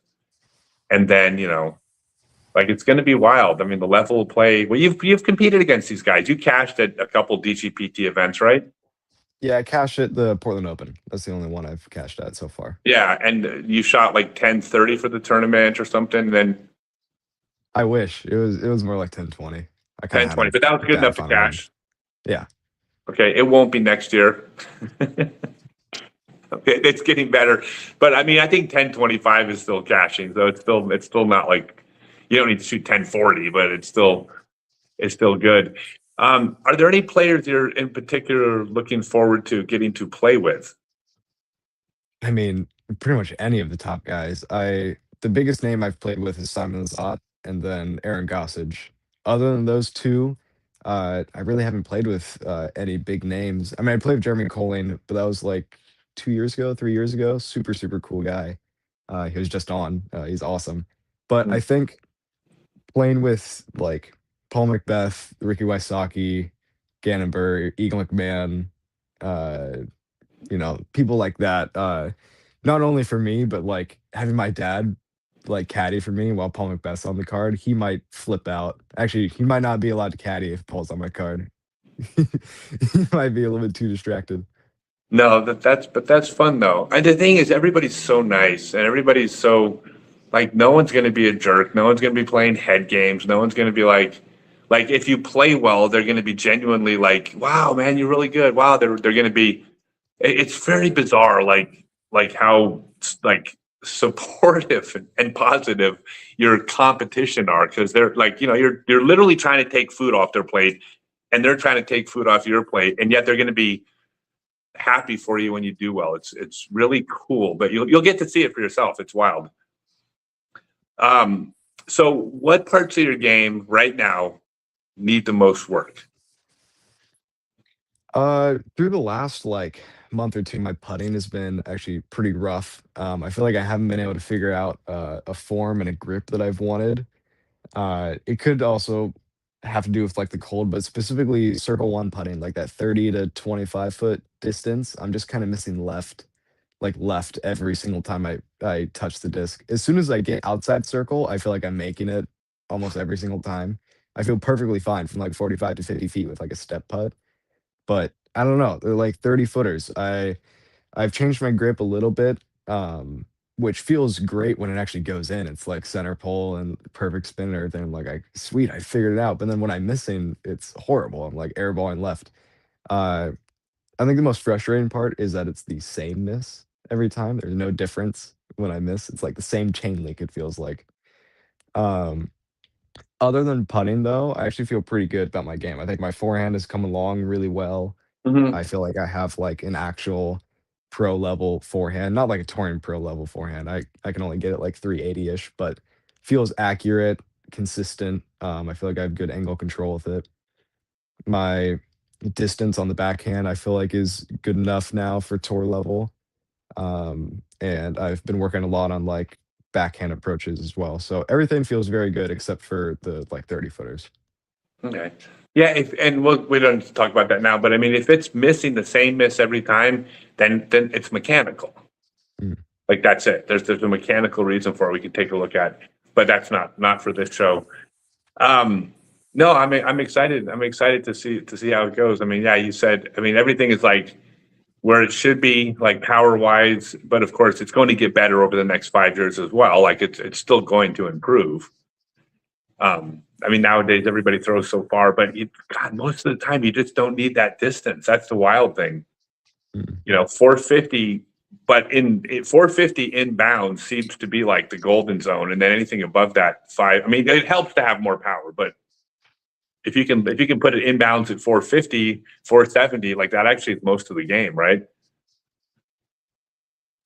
Well, I'm asking you, you'll see. So what about the traveling? Like, is there anything about traveling that you're not looking forward to, or? Yeah, I mean, I'm definitely very used to having like my own personal space and like, you know, shower and home cooked food and like, cause just kind of all these like luxuries that I won't have on the road that nobody's really able to have on the road. I think that is the thing that I'm most like anxious about, I guess. Just being in this confined space with my dad for so long without all the amenities that we usually have. But also like, you know, just driving so much, if something happens to the vehicle, having to fix that. I don't know. I think there's just a lot of tiny things that I don't really know about yet. No, for sure. I mean, the unknown is like the biggest thing, but it's like the thing I can tell you after like this is all I've done for my whole life or most of my life is that everything that comes up, you solve. Well, what if this happens? You fix it. What if I lose that? You buy a new one. What if I can't find this? Google it. Like all the kind of like what ifs, every one of them in hindsight, like every single one of them was like, oh, that was a real easy solution. I just had to like, you know, call somebody, right? So like I would say, try to put those out of your head because like there's not like you just cross the bridge when you get there. Now, one of the things that I'm going to be doing, which is going to be really fun, is I'm going to come out. I'm going to be joining you for at least the beginning of the tour. I'm not going to be traveling with you because I don't want to get in the way of your experience. Like I want you to have your experience. But what I'm going to do is I'm going to do my best to try to document what it's like to be a brand new touring pro first year on the tour. I think that's going to be a really fun story because it starts with like, can I cash at a tournament, right? And then when you cash at a tournament, it's like, oh, can I cash back to back? And if you cash back to back, oh my God, can I get a top 25? And then eventually you get those. And like, you know what I mean? Like there's a whole bunch of like milestones and stories. Like, you know, like if you win your first tournament, you've taken away every single story. Yeah, right? you've told me a couple of times that you want me to fail the first like 3 events. Yeah, for sure. Yes. Okay. Before I get hate mail from all the Dallas Garber fans, yes, I don't want you to do well right out of the gate. Because if you come out with a top 10 finish your first weekend, I think you will put so much pressure on yourself that I think it would be like very, very frustrating. Like I want you to come out and be humbled and see how good these players are. And then when you have breakthrough tournaments, you have the moments where you're like, oh, I just shot a 1070 round. Okay, I can compete with them. But then, then you drop a 1010 the next round. You're like, okay, I still got to work on consistency. But I think that is the most like healthy development for you. But here's the ironic part. I'm also rooting for you to win every single time you play, right? So I'm like, it's not like I'm rooting against you. I just, it's both, right?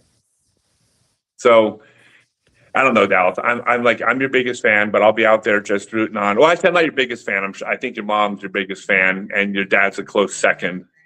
And no. Sorry, your mom's your biggest fan. Your grandma's your second biggest fan. No, grandma might be your biggest fan. I think Well, either grandma's way, favorite. Best those fan, yeah. two. And then your dad's probably number 3, but I'm and no, Chelsea. I'm in the top 5.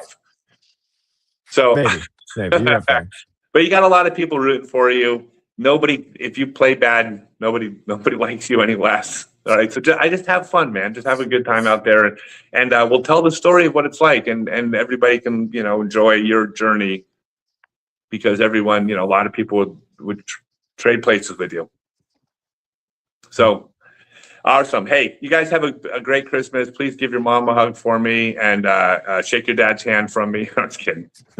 No, tell your dad and your mom love both of them, and we'll just keep chatting, and then we'll see you in Florida in a couple months. Yeah, we will see you in Florida. Super excited. Awesome, man. Good. Merry Christmas. Thanks for coming on, Dallas. Can't wait. Yeah, of course. Merry Christmas, right. everybody. Merry Christmas, Grandma. I'll call you. Yeah, Merry Christmas, Grandma. All right. Thanks, man. Yeah, thank you for having me on. All right, you guys. All right, so, oh my gosh, we made it to the Christmas show without anything going wrong, but it's not over yet, okay? Because I want to share something with you guys if you're interested. I started to tell the story earlier. Do you have it queued up, the thing? You want to jump in real quick? Okay, yeah, hold on. There's someone behind the scenes I want to let, just real quick before I tell you the story. Someone was behind the scenes making the machine work. Go ahead and jump on. That sounds like way more important than I really am. Yeah, this is my personal assistant. She's been my personal assistant for almost 6 years, and she makes everything run behind the scenes for me. So, what would you say? I just knock the big obstacles out of the way. That's all.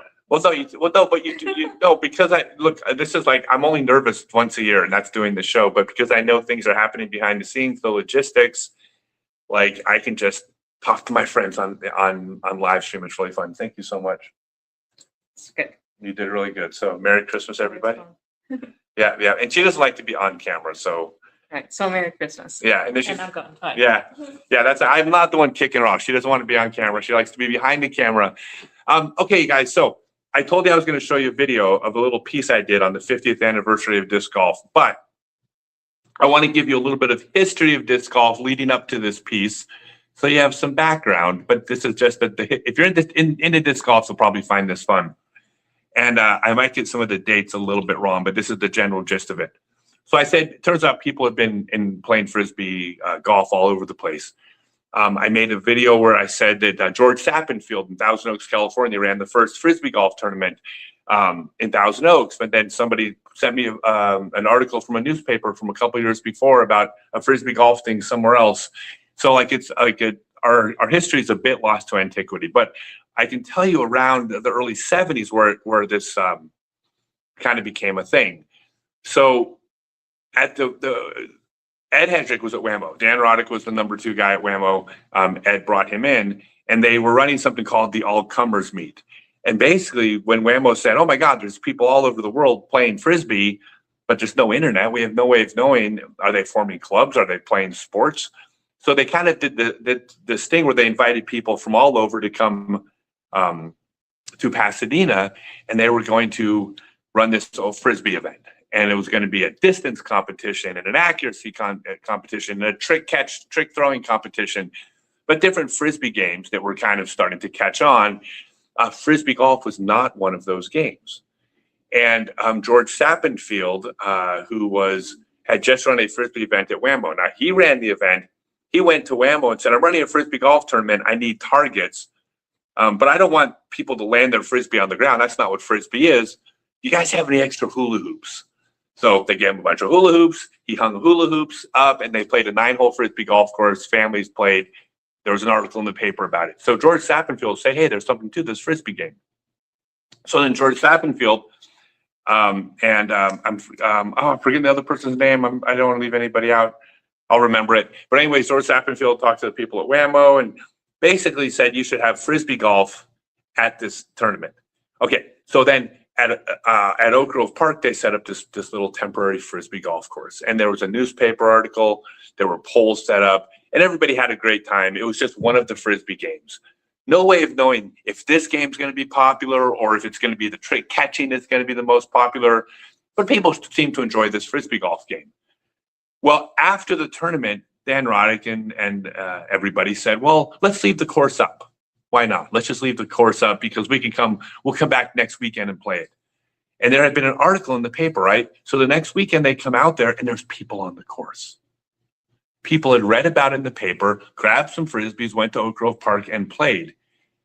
Okay, at the time, everybody in Frisbee knew everybody else in Frisbee. It was a very tight group. They knew who everybody was. And then all of a sudden, there's people from the outside coming into this game. And Dan Roddick and Ed Hedrick were like, oh my God, I think we're on to something. And then that's when they designed the basket and came up with the basket, and they put the basket at Oak Grove Park. That was 75, 76. So Oak Grove just celebrated a couple weeks ago its 50th anniversary. And at the 50th anniversary of disc golf at Oak Grove Park, they asked a few people to be speakers about Oak Grove Park in the 50th anniversary. And I was honored to be asked to be one of the speakers. And I told my story of Oak Grove Park. It's just an 8-minute talk. It is my highlight of the entire year. It's something I'm very proud of, but I think anyways, I'll just play it for you guys. I don't want to just, you guys decide for yourself if you like it, but this is my 8-minute, what I consider, they gave me 8 minutes to talk about the 50-year history of disc golf at Oak Grove Park. And let's go ahead and put that on.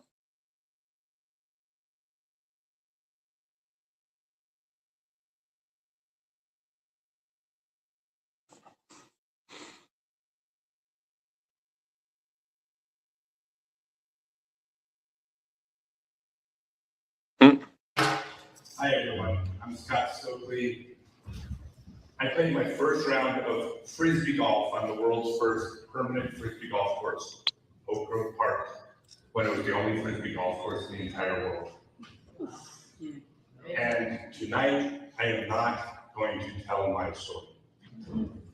Because there's a whole bunch of Oak Grove Gophers, the movers and shakers, the promoters, the innovators of this sport, that have brought the sport and to the levels that we never could have dreamed of back in those days. And I'm not going to tell their story either. Their story is being told tonight, just not by me. Because there is another group of Oak Grove Gophers whose story is rarely told, but should be, because their story is as important to the history, not just of Oak Grove, but of disc golf, as all the speakers and all the promoters here tonight. That's the story I'm going to try to give a voice to tonight.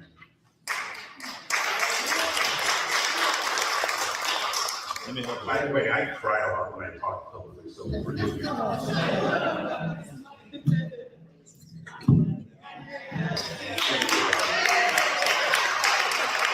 Okay, is that better? I'm not starting over. So this actual story begins with a geography lesson.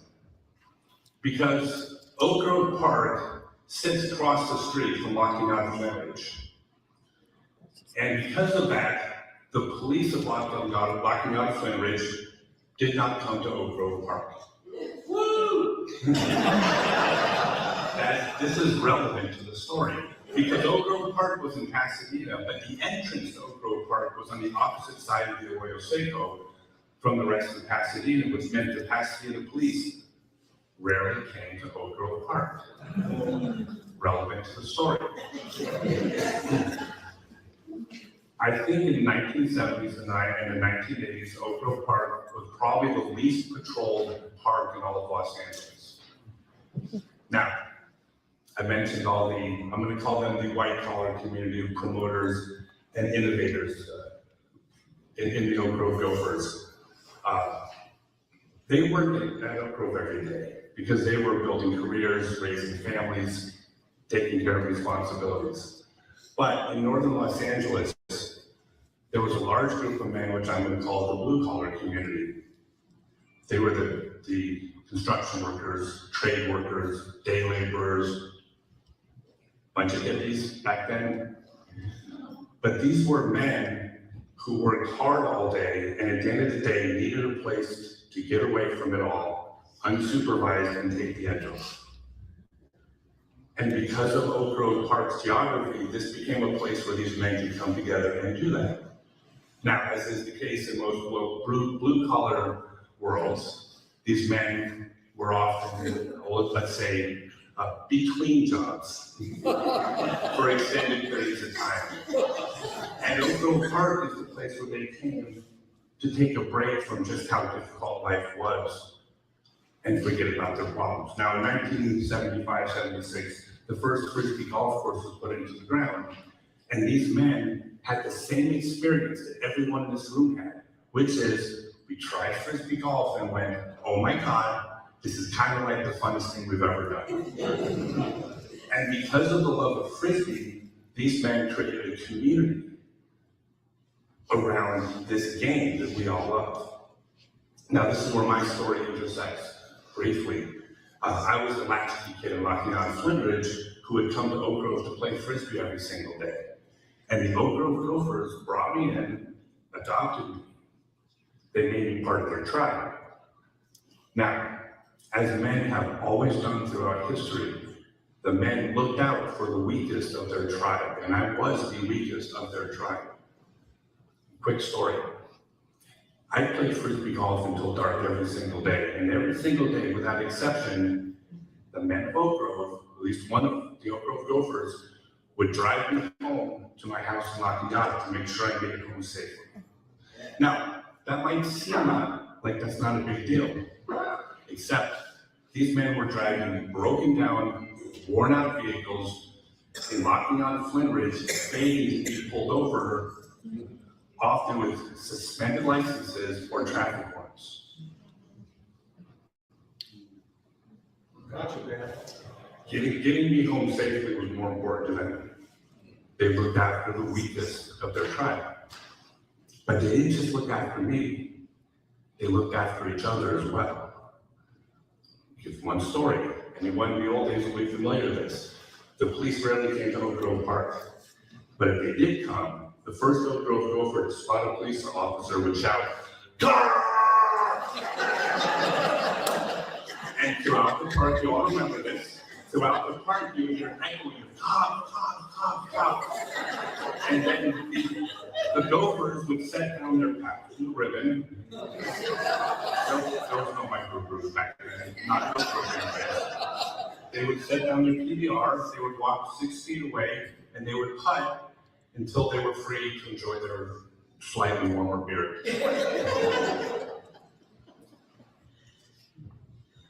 This community formed around Frisbee golf. But it was more than just that. They formed a family because they didn't just look out so they could drink beer in the park. They also loaned each other money, they bought each other meals, gave each other couches to sleep on, found jobs for each other.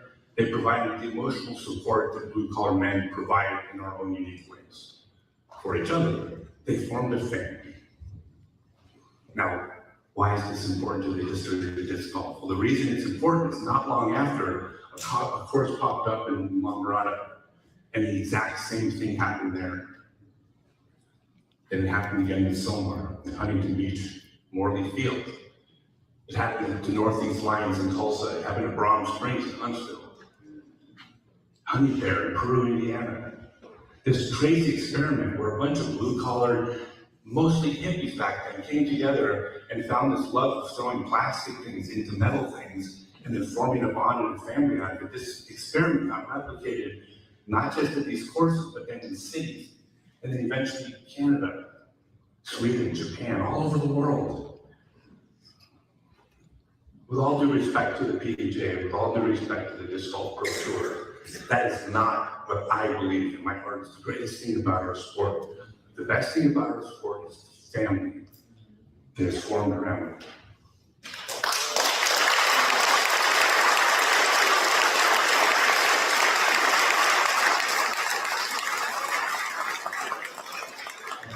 You know that all of us here can relate because we know that that's what this is. This is a family reunion. So the Oak Grove Gophers weren't the only family. They weren't the only Frisbee family out there. They were the first. They were the origin of the disc golf Frisbee family.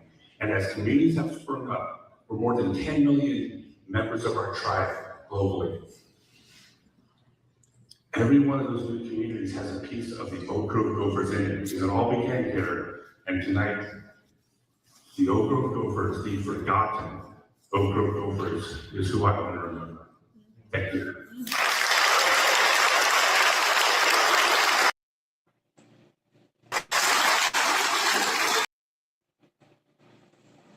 All right, you guys. So I hope you enjoyed that, because that is the, I didn't write that with this in mind, but it is about family, and this is the Frisbee family Christmas, and this is about the family that is formed around our sport and the bonds that we create. I think Doug Bierke said it perfectly. He says when you play a round of disc golf, you play for, you're throwing for 5 minutes, or 5% of the time is what he said. 95% of the time when you're playing the sport, it's about the people and the connections. And well, not, you can play by yourself, I suppose. You have your own reasons for playing. Maybe it's your connection to nature or your connection to just your own thoughts. You don't have to play with other people, but whatever it is, the throwing part is just a part of our game, and there's more to it than that. And that's what this Christmas show is about. So one last reminder, I'll say it one more time. We're going to be getting together on my Discord server on New Year's Eve for Sober New Year's. If you're in recovery, you're welcome to join us. If you're not in recovery and you just feel like not getting drunk on New Year's Eve and prefer to just not deal with all the people out there, you can join scottstokely.net/Discord. I'll be posting about it for the next week. But we just get together and we just kill time. And for those of us who are struggling to get through New Year's without drinking, we're going to be there for you guys. We're going to do it together as a family, and we're going to make it through what is often a difficult night for those of you trying to stay sober. So other than that, look, I love my whole Frisbee family. I'm not just saying those words because you're supposed to. I mean it. You guys mean everything to me, and I hope you all have a great Christmas and just enjoy your loved ones. And if you're alone today, well, you weren't alone. You had your Frisbee family with you, and you'll get to see your loved ones soon. Thank you, everybody. Hats off to all the single parents. Hats off to all the people serving overseas, and hats off to all the people that just joined us because they love our sport. And that's it. Thanks, you guys.